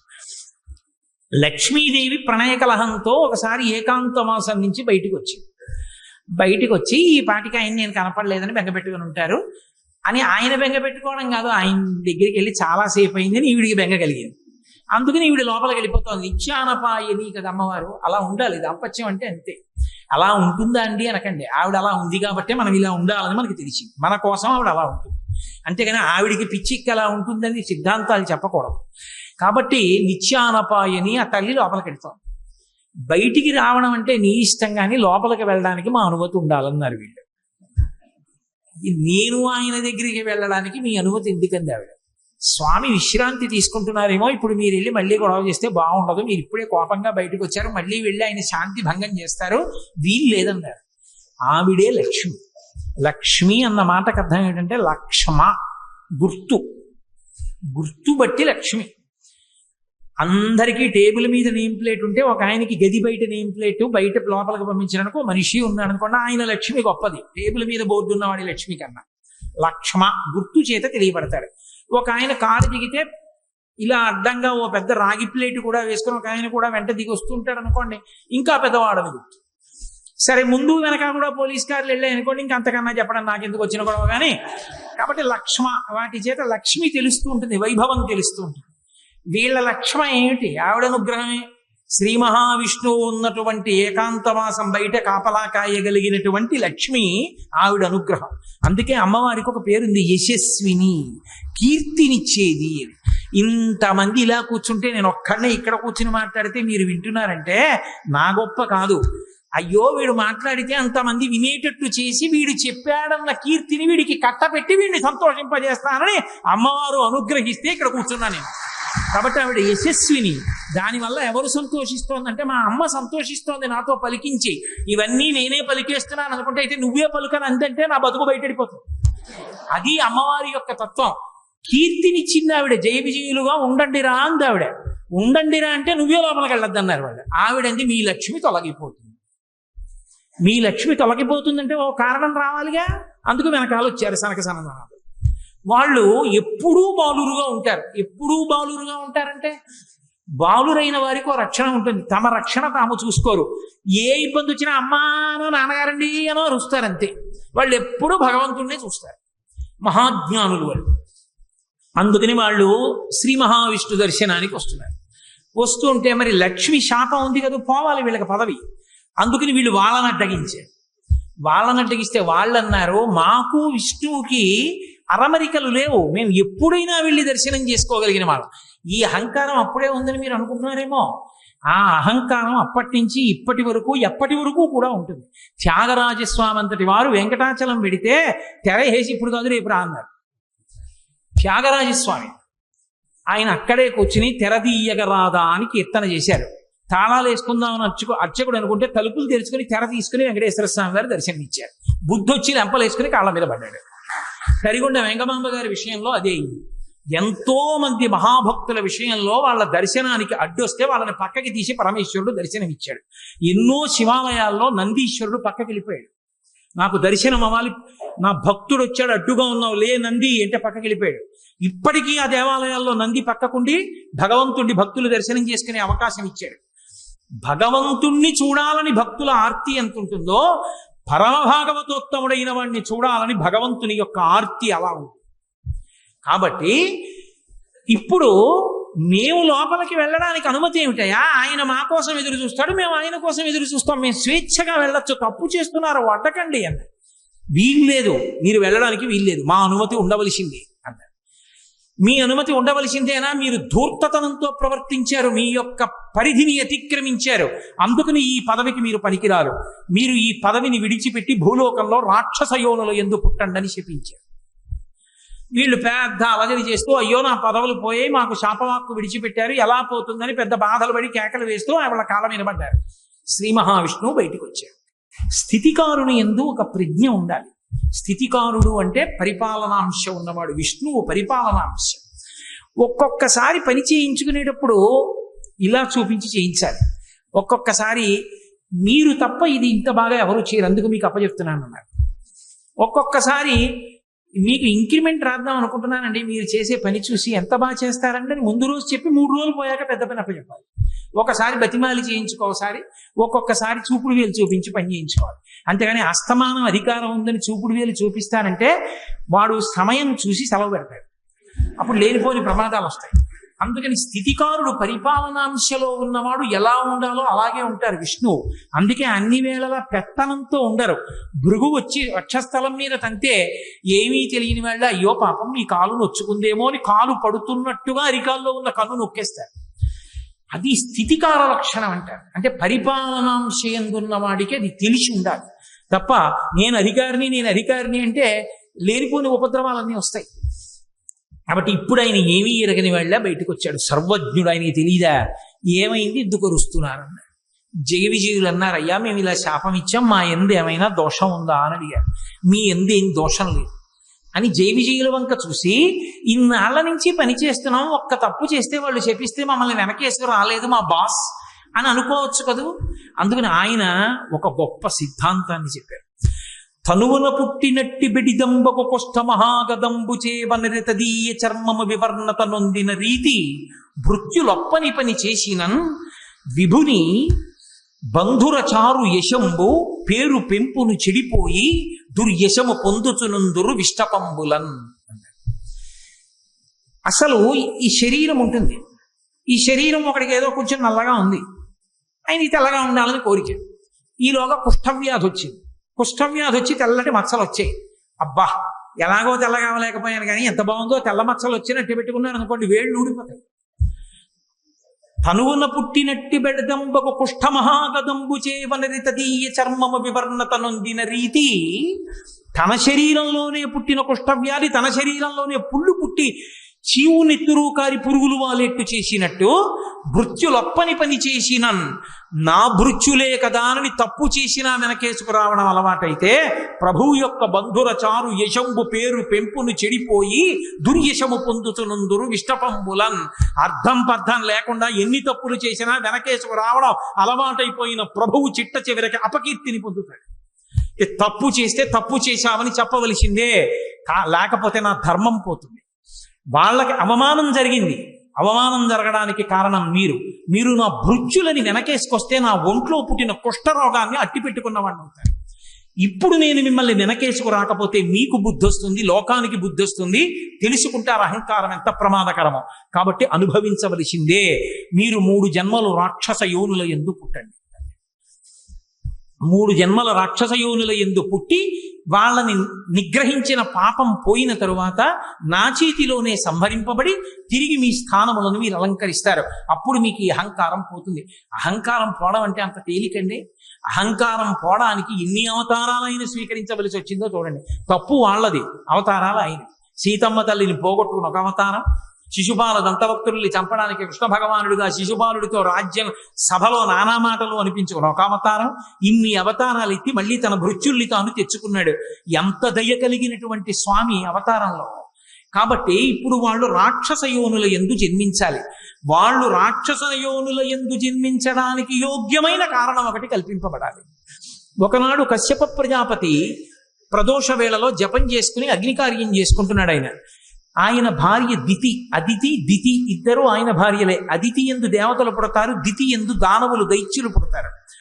దితికి ప్రదోష వేళలో కామాతురత కలిగి ఆమె భర్త దగ్గరికి వెళ్ళింది. మా తండ్రి తన కుమార్తెలందరినీ నీకు భార్యలుగా ఇచ్చాడు, అందరికీ సంతానం కలిగింది, నాకు సంతానం కలగలేదు. ఎక్కడైనా కులస్త్రీ తన భర్త వలన సంతానాన్ని పొందాలి అని కోరుకుంటుంది అని ఒక అద్భుతమైన మాట చెప్పింది. ఆవిడంది, ఏమయ్యా, అసలు దీపించిన దీపముచే దీపము 2 కాక సిఖి 1 అయ్యున్ అంది. భర్త యొక్క తేజస్సే భార్య యందు ప్రవేశించి మళ్ళీ కొడుకుగా పుడుతుంది. ఈ పుట్టిన కొడుకు ఎవరు? భర్త యొక్క తేజస్సే. కాబట్టి భర్తయే మళ్ళీ కొడుకు రూపంలో ఆమె శరీరంలోంచి బయటికి వస్తాడు. అది ఆడదాని హక్కు, భార్య యొక్క హక్కు. దాన్ని కాదు అనడం ఎలా? కాబట్టి నువ్వు నన్ను అనుగ్రహించి నాకు సుఖాన్ని ప్రసాదించి నేను తల్లిని అయ్యేటట్టుగా అనుగ్రహించు అందాడు. అంటే ఆయన అన్నాడు, తప్పకుండా ఇది కోరరాని కోరిక కాదు, ఒక భార్య భర్తని అడగవలసిన కోరిక. కానీ సమయం అని ఒక మాట ఉంది కదా లోకంలో. ధర్మం దేన్ని ఆశ్రయించి ఉంటుంది అంటే కాలాన్ని కూడా ఆశ్రయించి ఉంటుంది. ఏ కాలమునందు ఏ పని చెయ్యాలో ఆ పని చెయ్యాలి తప్ప ఏ కాలమునందు ఏ పని చెయ్యకూడదో ఆ పని చెయ్యకూడదు. శ్రీరామాయణం సుందరకాండలో వాల్మీకి మహర్షి అంటారు, మహాత్ములకు కూడా కోపం వస్తుంది. ఎందుకు కోపం వస్తుంది అంటే కర్తవ్యం అకృతం కార్యం సతాం మన్యుముదీరయేత్ అంటారు. చెయ్యవలసిన పని చెయ్యడం కాదు, ఏ సమయానికి చెయ్యాలో ఆ సమయానికి చెయ్యకపోతే కోపం వస్తుంది. కాబట్టి ఇది భార్యాభర్తల సంగమ సమయం కాదు. కాబట్టి నా మాట విను, తరుణి ఒక్క ముహూర్తముండు, ఇది సంధ్యాకాలము, ఈ కాలమందరయన్ భూతగణావృతుండగుచు కామారాతి లీలన్ వృషీశ్వర యానంబన సంచరించుటది అభాగ్యంబయ్యే. ఈ ఉగ్రవేళన్ రమయింపన్ నిషిద్ధ కర్మంబగు ఎలా ధర్మమున్ వీడగన్. ఓ దితి, నా మాట విను, ఇది ప్రదోష వేళ, ఉగ్రవేళ. అంటే లోకాన్ని బాధ పెట్టేటటువంటి ప్రాణులు, విషం కలిగిన ప్రాణులు సూర్యాస్తమయం తర్వాత నిద్రలేచి అన్నం తినాలి అని ఈశ్వర శాసనం. సత్వగుణం కలిగినటువంటి వాళ్ళందరూ సూర్యోదయాత్ పూర్వం లేచి సూర్యాస్తమయం వరకు లేచి ఉండాలి అని ఈశ్వర శాసనం. ఉగ్రవేళ అంటే ఉగ్రభూతములన్నీ లేస్తాయి. పాములు, తేళ్లు, జెర్రిలు ఇవన్నీ అన్నం తినడానికి బయటకు వచ్చే సమయం అది. దానితో పాటుగా ఉగ్రభూతాలు కూడా లేస్తాయి. కాబట్టి ఈ ఉగ్రవేళలో కామారాతి లీలన్ భూతగణావృతుండగుచు వృషీశ్వరయానంబన సంచరించుటది అభావ్యంబయ్యే. వృషభవానారూఢుడై పరమశివుడు, ఆయన కాముణ్ణి కాల్చినవాడు, ఆయన భూమండలం మీద తిరుగుతాడు అసుర సంధ్య వేళలో. ఆయన నీకు వరసకి మరిదవుతాడు. ఆయనకి స్వపరభేదములు లేవు.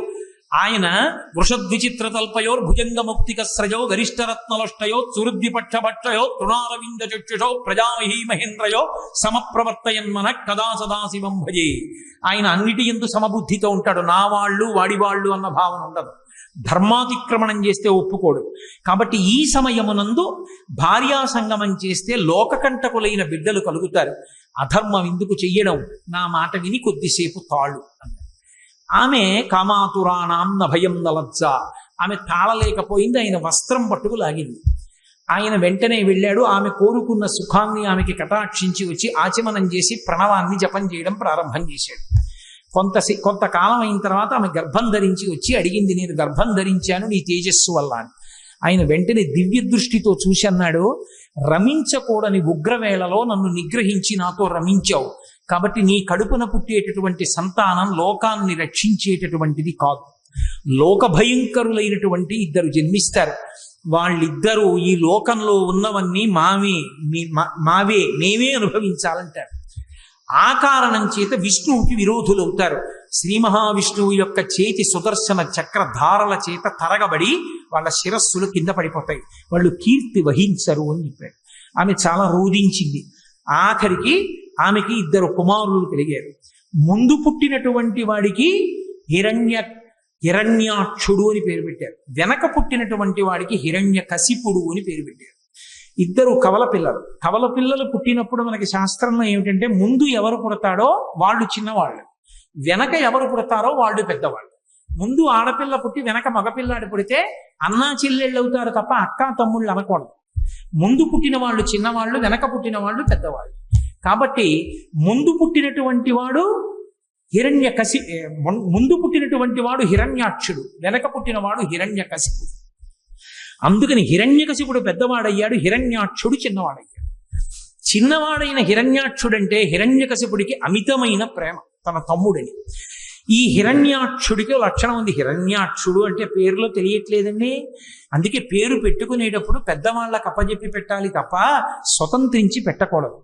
పనికిమాలిన పేర్లు పెడితే వాడు కూడా అటువంటి భావాలు కలిగినటువంటి వాడే అయి ఆ పేరు పెట్టి పిలవగా అలాగే తయారవుతాడు. ఏదో పేరు బాగుందని పెట్టేయకూడదు. హిరణ్యాక్షుడు అంటే హిరణ్యము అంటే బంగారం, బంగారము అంటే లోభమునకు ప్రతీక. బంగారం ఎక్కడ చెప్పినా రుక్మ అన్న శబ్దం వేస్తారు. అందుకే రుక్మిణీదేవి అన్నదమ్ముల పేర్లన్నీ రుక్మాంగద, రుక్మకేతు, రుక్మబాహు, రుక్మకేశ, రుక్మిణి అన్ని రుక్మ అని పెట్టాడు ఆయన. రుక్మ అంటే బంగారం, బంగారం లోభానికి ప్రతీక. వాడు అనుభవించాడు, దాస్తాడు. ఇవన్నీ నావంటుంటాడు, ఇవన్నీ నావే, ఎవరికి ఇవ్వను, ఇంకోటి సుఖపడకూడదు, నేనేం చేస్తాను, నేను అనుభవించాను, దాచేసి ఇవన్నీ నావి, అంతే నా సుఖం. హిరణ్యకశిప్ అంటే పడక అనుభవానికి గుర్తు. పక్క ఎక్కడున్నా భోగానికి గుర్తు మంచం. అందుకే మంచం మీద ఏం పెట్టరు, పవిత్రమైన వస్తువుల్ని మంచం మీద పెట్టరు, ఎందుకంటే అది భోగానికి ప్రతీక కాబట్టి. అందుకే ఆఖరికి శరీరత్యాగం కూడా మంచం మీద చేయకూడదు అని. అటువంటి మంచం భోగానికి గుర్తు. హిరణ్యకశిప్ అన్న మాటకు అర్థం ఏంటంటే, వాడు తీసుకొచ్చి దాచేస్తాడు, వీడు అనుభవిస్తాడు, ఇంకోడు అనుభవించుకో. వీడి కడుపునో కొడుకు పుట్టాడు, ఆయన పరహ్లాదుడు, ఇంకోడు సంతోషిస్తే తను సంతోషిస్తాడు. ఎలా పడుతుంది ఇద్దరికి? అక్కడ వచ్చింది పేచి. అది హిరణ్యకశిప ప్రహ్లాద హిరణ్యాక్ష హిరణ్యకశిప వృత్తాంతం. అందుకని అక్కడ లక్ష్మీ విష్ణువుల యొక్క శాసనం సనక సనందనాదుల మాటను అనుసరించి ధర్మమునందు బుద్ధి ఎక్కడ నిలబడదో అక్కడ ఇలాంటి బుద్ధులు పుట్టుకొస్తాయి. అందుకని దితికి పుట్టింది ఈ బుద్ధి. దితికి పుట్టారు వీళ్ళొచ్చి. వాళ్ళకి హిరణ్యాక్ష హిరణ్యకశిపులు అని పేరు పెట్టారు. ఈ హిరణ్యాక్షుడు ఒకానొక సమయంలో ఒక ఉపద్రవం జరిగింది ఈ లోకానికి. ఏమిటా ఉపద్రవం అంటే, నేను చెప్పానే కల్పాంతమునందు ప్రళయం వస్తుందని. ఆ కల్పాంత ప్రళయమునందు సముద్ర జలాలన్నీ వచ్చి భూమి మీద పడిపోతే ఈ భూమి అంతా కూడా ఆ నీటిలో అడుగుకు వెళ్ళిపోయి పాతాళలోకం దగ్గరికి చేరిపోతే భూమి లేదు. నిన్న మీతో చెప్పా, శ్రాద్ధదేవుణ్ణి మనువుని చేసి మనువుని పిలిచి బ్రహ్మగారు అన్నారు, నువ్వు భూమిని ధార్మికంగా పరిపాలించు, సంతానాన్ని ఉత్పత్తి చెయ్యి అన్నారు. ఆయన అన్నాడు, భూమి ఉంటే కదా నేను పరిపాలించడానికి ధార్మికంగా. ప్రళయ జలాలలో అది కిందకి వెళ్ళిపోయింది, పాతాళం దగ్గరికి వెళ్ళిపోయింది. దాన్ని ఎవరు పైకి తీస్తారు? తీసుకొచ్చి పైకి ఎత్తితే కదా నేను దాన్ని పరిపాలన చేయడం అన్నాడు. ఆయన అలా అనగానే చతుర్ముఖ బ్రహ్మగారికి తుమ్మొచ్చింది. ఆయన తుమ్మారు. తుమ్మగానే ఆయన ముక్కులోంచి కింద పడ్డాడు ఒక ఆయన. యజ్ఞ వరాహమూర్తి అర్ధి అంగుష్టమాత్ర దేహంబుతోడ జననమంది వియత్తల స్థాయి ఎగుచు అంతలోనే భూరిగజ ప్రమాణమయ్యే అతటి వారికి అద్భుతముగా అన్నాడు. ఆయన ముక్కులోంచి కింద పడ్డవాడు చిన్నవాడు కింద పడ్డాడు.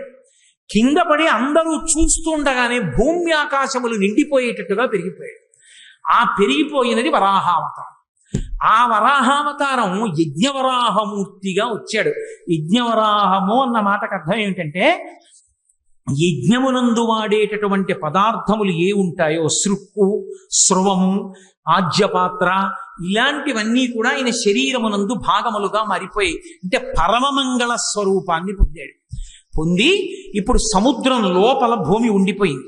వీడికి లోభం కదు హిరణ్యాక్షుడికి, ఆ వెళ్ళిపోయిన భూమి నాదే అన్నాడు. అని ఎవరూ అక్కడికి రావడానికి వీల్లేదు, ఇదంతా నాదే అన్నాడు. లోభ బుద్ధి అంటే అంతే, ఎక్కడ ఏం ఉండనివ్వండి.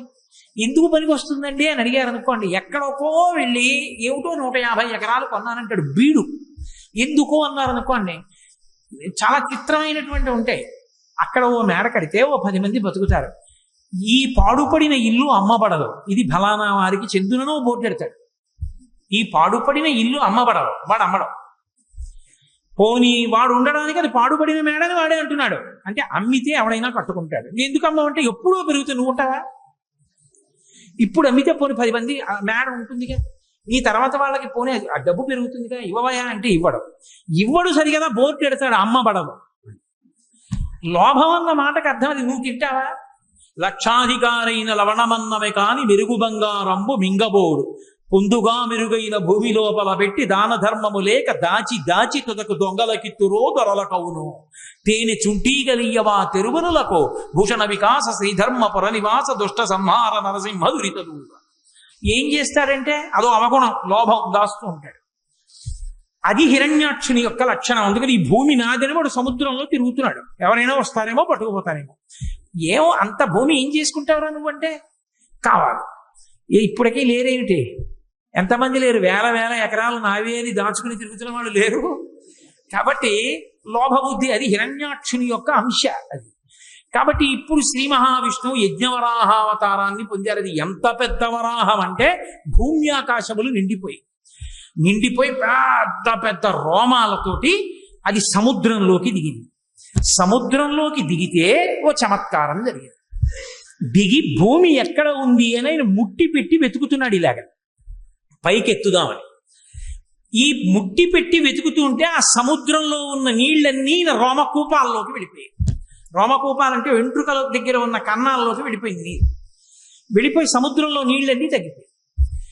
ఆయన ఒక్కసారి వెతికి మళ్ళీ ఇలా పైకి లేచి ఇలా అన్నాడు, చెవుల్లోకి నీళ్ళు వెళ్ళాయని. ఆ జూలు నుంచి నీళ్లు పైకి లేచి ఇలా చల్లుకున్నాయి. ఏదో అభిషేకం చేసిన జలాలు పాత్ర పట్టుకుని మామిడి మండ వేసి చల్లుతుంటే మనందరం ఇలా తలలు పెట్టినట్టు బ్రహ్మాది దేవతలు శ్రీ మహావిష్ణువు యొక్క అవతారం ఇది, ఆయన ఒంటికి తగిలిన నీళ్లు మీద పడుతున్నాయని అందరూ వెళ్ళి తలలు వంచి నమస్కారం చేసి ఆ నీళ్ళన్నీ వాళ్ళ మీద పడేటట్టుగా నిల్చున్నారు. ఎక్కడ పడితే అక్కడ ఎలా పడితే అలా స్నానం చేయకూడదు. నది దగ్గరికి వెడితే సంకల్పం చెప్పి స్నానం చేయాలి. సముద్ర స్నానానికి వెళ్ళారు అనుకోండి, మీరు వెళ్ళి సముద్ర స్నానం చేసేసానండి అంటే ఖాతాలో పాపం వేసి పంపిస్తారు. సముద్ర స్నానం చేస్తే మహాసంకల్పం చెప్పాలి.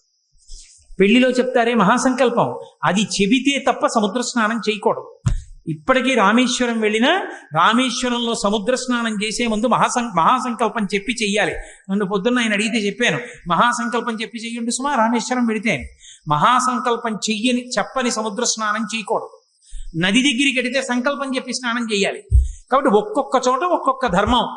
ఆయన సముద్రంలో దిగి పైకి లేచి ఇలా ఊపితే ఆయన వెంట్రుకల మించి పడ్డ నీళ్లు మీద పడితే చాలని 33 కోట్ల మంది దేవతలు ఇలా నించున్నారు. లీలాశుకుడు అన్నాడు కృష్ణకర్ణామృతంలో, యద్రోమరంధ్ర పరిపూర్తి విధావదక్షౌ ఆరాహ జన్మని బభూవ రమీ సముద్రాః తం నామనాథమరవింద దళం యశోదా పాణిద్వయంతర జలై సభయాం బభూవా అన్నాడు. ఓ శ్రీ మహావిష్ణువా, మీరు యజ్ఞవరాహమూర్తిగా అవతారం ఎత్తి సముద్రంలోకి దిగితే సముద్రంలో ఉన్న నీళ్ళన్నీ మీ రోమకూపాల్లోకి వెళ్ళిపోయాయి. అసలు స్నానానికి సరిపోలేదు, బట్టా తడవలేదు, ఒళ్ళు తడవలేదు. అదే మీరు శ్రీకృష్ణ పరమాత్మగా వస్తే నా మోచెయ్యంతుండి ఆ గోపకాంత తొడల మీద పడుకోబెట్టుకుని ఆ యశోదాదేవి ఇలా దోషిటితో నీళ్లు తీసి మీ ఒంటి మీద పోస్తే పాణిద్వయాంతర జలై స్నపయాం బభూవ. ఆ గోపకాంత అయిన యశోదాదేవి దోసిట్లో నీళ్లు మీ ఒంటి మీద పోసుకోవడానికి సరిపోయాయి. ఎంత విచిత్రమయ్యా! ఒక అవతారంలో సముద్ర జలాలు సరిపోలేదు, ఒక అవతారంలో ఒక గోపకాంత దోసిట్లో నీళ్లు సరిపోయాయి. మహానుభావ, ఏదైనా నీకే చెల్లింది. అలా సముద్ర జలాలన్నీ ఆయన శరీరంలోకి వెళ్ళిపోయాయి. వెంటనే ఆయన ముట్టితో తడిమి పాతాళంతో కలిసిపోయి ఉన్నటువంటి భూమిని పైకెత్తి తన దంస్త్ర మీద నిలబెట్టాడు. కోర మీద నిలబెట్టి పైకెత్తి భూమిని తీసుకొస్తున్నాడు సముద్ర జలాల నుంచి. అదొక అద్భుతమైన స్వరూపం. భవిష్యోత్తర పురాణంలో ఇప్పటికీ ఒక మాట ఉంది, వ్యాసుల వారు ఒక మాట చెప్పారు. అలా దంస్ట్ర మీద భూమిని నిలబెట్టినటువంటి మూర్తిని కాని, వెంకటాచలంలో ఉన్న మూర్తి అపురూపమూర్తి, ఏదో భార్యాభర్తలు గుసగుసలాడుకుంటున్నట్టు ఉంటుంది. స్వామివారు ఇలా ఉంటే లక్ష్మీదేవి ఇలా ఉంటుంది వక్షస్థలం మీద అడ్డంగా. ఆమె చెవు ఇలా ఉందేమో, ఆమె చెవి అయ్యవారి నోటి దగ్గరికి వస్తుంది. అయ్యవారు అమ్మవారితో ఏదో మాట్లాడుతున్నట్టు, ఆవిడ గుండెల మీద చెవి పెట్టి వింటున్నట్టు ఉంటుంది. అపురూపమైన మూర్తి ఆదివరాహమూర్తి. ఆదివరాహమూర్తి మీద ఒక ప్రత్యేకమైన స్తోత్రం ఉంది. ఆ స్తోత్రాన్ని నియమబద్ధంగా చదివినటువంటి వాళ్ళకి లభించినటువంటి కోరిక ఉండదు, అంత శక్తివంతం. అందుకే శంకరాచార్యుల వారంతటి వారు సౌందర్యలహరి చేస్తూ అమ్మవారి మీద శ్లోకం చెప్తూ పరమ విష్ణు భక్తుడు శంకర భగవత్పాదుడు. అందుకే అమ్మవారి పాదం సంసారం అనేటటువంటి సముద్రంలో మునిగిపోయిన వాడిని పైకెత్తడంలో ఎటువంటిది అంటే, సముద్రంలో మునిగిపోయినటువంటి భూమిని పైకెత్తినటువంటి ఆదివరాహమూర్తి యొక్క కోర వంటిది అని అవిద్యానామంతస్తిమిరమిహిరోద్వీపనగరీ జడానాం చైతన్య స్తబక మకరంద శృతిఝరి దరిద్రాణాం చింతామణిగుణనిక జన్మ జలధౌ నిమగ్నానాం దంస్ట్రా మురరిపు వరాహస్య భవతి అన్నారు. దంస్ట్రా మురరిపు వరాహస్య భవతి. తన కోర మీద భూగోళాన్ని నించోపెట్టి సముద్ర జలాల్లోంచి అడుగులు పైకి వేస్తూ వస్తున్నాడు. వీడు చూశాడు హిరణ్యాక్షుడు. నాది నాదని కదు భావన, నువ్వెవడు వెతుకుపోతున్నావు నాది అన్నాడు. ఆయన ఏం మాట్లాడలేదు, భూమిని పైకి తీసుకొస్తున్నారు. భూకాంత ఆయన్ని గట్టిగా కౌగిలించు. ఈయన గదలతోటి త్రిశూలంతోటి ప్రహారం చేశాడు. ఇద్దరి మధ్య ఘోరమైన యుద్ధం జరుగుతోంది. ఎలా? దంస్ట్ర మీద భూదేవిని నిలబెట్టి, ఎవరి కోసం? సృష్టిలో మనుష్యులకు ఆధారం ఉండదు జీవరాశికి. జీవరాశికి ఆధారం లేకపోతే ఏమవుతుంది? ఆధారం లేకపోతే మన పాపపుణ్యాలు పోగొట్టుకునే అవకాశం ఆగిపోతుంది. పుడుతున్నాం అనుకోండి, మనం చేసుకున్న పాపం పోగొట్టుకుని పుణ్యాన్ని కొత్తగా చేసుకోవచ్చు. లేదా అసలు పుణ్యము లేదు పాపము లేదు, రెండు సున్నా అయిపోయి అనుకోండి, ఇక పుట్టడానికి అవసరం లేదు. పాపం పుణ్యం లేనప్పుడు ఇక పుట్టడానికి శరీరం ఎందుకు? ఏం అనుభవించడానికి పుట్టాలి? ఇక పుట్టడం. అలా చేసుకోవాలంటే శరీరం ఉంటేనే సాధ్యం అవుతుంది. అందుకే ఈశ్వరుడు పుట్టుక ఇవ్వడం దయ. అటువంటి మహానుభావుడు ఈ జీవరాశి అంతా నిలబడడానికి భూమిని ఉంచాలని దెబ్బలు తింటూ భూదేవిని పైకి తీసుకొచ్చాడు. అది ఆయన కారుణ్యం. అందుకే ఆదివరాహమూర్తి యొక్క స్వరూపం లాంటి దయ కలిగిన స్వరూపం ఇక ప్రపంచంలో ఉండదు. అంతటి దయ కలిగిన వాడు. నేను మీతో మనవి చేశా, అవతారము అనగానే పక్కన దయా అన్న మాట ఉంటుంది అని. కాబట్టి ఇప్పుడు ఆ హిరణ్యాక్షుడు ప్రదోష వేళ అయింది, యుద్ధం చేస్తున్నాడు. యుద్ధం చేస్తుంటే బ్రహ్మాది దేవతలు అన్నారు, చీకటి పడితే వాళ్ళ శక్తి పెరుగుతుంది, కాబట్టి మహానుభావ సంహారం చేయమన్నారు. ఆయన ఏదో గతదారించి అసహ్య విక్రమ సమగ్ర స్ఫూర్తితో వేయగా దాన్ని యజ్ఞవరాహమూర్తి తప్పించి, ఆ హిరణ్యాక్షుడు విసిరినటువంటి గదని తప్పించి ఒక్కసారి ఆ రెండు కోరలు విదల్చి తన చేతిని ఎత్తి ప్రహారం చేసి ఒక్క దెబ్బ కొట్టారు గుండెల మీద. హడావిడి చెయ్యడమే గాని భగవంతుడు ఎదురుగుండా కనపడినప్పుడు ఎంతసేపు అండి? నెత్తురు కక్కుకున్నాడు, వెంటనే అక్కడ పడి శరీరాన్ని విడిచిపెట్టేశాడు. అక్కడతో హిరణ్యాక్షుని యొక్క సంహారం పూర్తయిపోయింది. హిరణ్యాక్షుణ్ణి సంహరించడంలో కూడా దయ ఉంది. ఎందుకని? అహంకారంతో తన పదవిని పోగొట్టుకున్న జయ విజయులలో ఒకడు పొందినటువంటి మొట్టమొదటి జన్మ రాక్షసయోని యందు పుట్టిన జన్మలలో ఒకటి అదిగో ఆ హిరణ్యాక్షుడు. ఆ హిరణ్యాక్షుడుగా శరీరం విడిచిపెట్టేశాడు అంటే మళ్ళీ భగవంతుని మ్రోల ద్వారపాలకుడుగా వెళ్ళిపోవడానికి ఒక అడుగు ముందుకు వేసేశాడు అని. భగవంతుడే సంహరించి మళ్ళీ తన హక్కున చేర్చుకున్నాడు. అందుకే సంహార ప్రక్రియ యందు కూడా దయయే ఉంటుంది భగవంతునిలో. అలా హిరణ్యాక్ష సంహారం చేసినటువంటి పరమోత్కృష్టమైనటువంటి అవతారములలో ఒకటి యజ్ఞవరాహావతారం. యజ్ఞవరాహావతారాన్ని స్మరిస్తే చాలు రక్షణ కలుగుతుంది. యజ్ఞవరాహావతారాన్ని ఒక్కసారి తలుచుకుంటే చాలు మంగళం కలుగుతుంది. ఎందుకంటే అది యజ్ఞము యొక్క స్వరూపం. యజ్ఞము ఎక్కడ తలుచుకున్నా మంగళమే. అందుకే యజ్ఞ సాధనములతో కూడుకున్నటువంటి అమరికతో ఉన్న యజ్ఞవరాహావతారము యొక్క సంస్మరణ మంగళములకు దారితీస్తుంది. అందుకే ఒక్కసారి యజ్ఞవరాహమూర్తిని తెలుసుకుని నమస్కారం చేస్తే చాలు. పోతన గారి జీవితంలో ఒక అద్భుతమైన ఘట్టం. పోతన గారు పర్ణశాలలో కూర్చుని భాగవతాన్ని ఆంధ్రీకరిస్తున్నారు. కర్ణాటకకి చెందిన ప్రభువు పోతన గారు నాకు భాగవతాన్ని అంకితం ఇవ్వనంటున్నారు, అందుకని చెప్పి వెళ్ళి బంధించి తీసుకురమ్మని సైన్యాన్ని పంపించాడు. తీరా వాళ్ళు వెళ్ళి పోతన గారిని బంధిద్దాం అనుకుంటే పర్ణశాల ముందు ఒక పెద్ద వరాహం ఒకటి పడుకుంది, తెల్లటి పంది. ఆ శ్వేతవరాహం కోరలు చూపించి పెద్ద అరుపరిచింది. భయపడిపోయి వాళ్ళు వెనక్కి వెళ్ళిపోయారు. సైన్యాధిపతి వచ్చాడు, ఆయన కూడా వరాహాన్ని చూసి భయపడిపోయి వెళ్ళిపోయాడు. మహారాజే స్వయంగా వచ్చాడు. అసలు ఆ వరాహమూర్తిని చూసి హడిలిపోయి చేష్టలు ఉడిగిపోయి ఉండిపోయారు. లోపల మహానుభావుడు పోతన గారు ఆయన్ని నిగ్రహించను, భాగవతం నాకు అంకితం ఇవ్వమని ఒక్కసారి దర్శనం చేసుకెళ్ళిపోవాలనుకున్నాడు. ఆయన అలా అనుకోగానే పడుకున్న వరాహం లేచి ఒళ్ళు విదల్చుకుని నడుచుకుంటూ వెళ్ళిపోయింది. ఈయన లోపలికి వెళ్ళాడు. రాజు తన పరివారంతో వెళ్ళి పోతన గారి దర్శనం చేసుకుని నమస్కరించి, అయ్యా నేను మీ పర్ణశాలలోకి వద్దాం అనుకున్నాను, బయట అంత పెద్ద వరాహం పరుపుని అడుస్తోంది, ఆ అరుపు మీకు వినపడలేదా, మీరు ఎలా ఆంధ్రీకరిస్తున్నారన్నారు. పోతన గారు 2 చేతులు ఎత్తి నమస్కరించి అన్నారు, నేను యజ్ఞవరాహమూర్తి ఆవిర్భవించినటువంటి ఘట్టాన్ని ఆంధ్రీకరిస్తున్నాను. మీరు బహుశः భాగవతాన్ని బలవంతంగా పుచ్చుకోవాలని వచ్చారు. ఆ యజ్ఞవరాహమూర్తియే నా పర్ణశాల బయట పడుకుని నన్ను రక్షించారన్నారు. పోతన గారిని రక్షించినటువంటి అవతారం ఆ యజ్ఞవరాహ అవతారం. అంతటి అద్భుతమైనటువంటి స్వామి, అంతటి అద్భుతమైనటువంటి అవతారమూర్తి. అటువంటి యజ్ఞవరాహాన్ని స్మరించడం చాలు. ఇవాళ చాలా గొప్ప రోజు.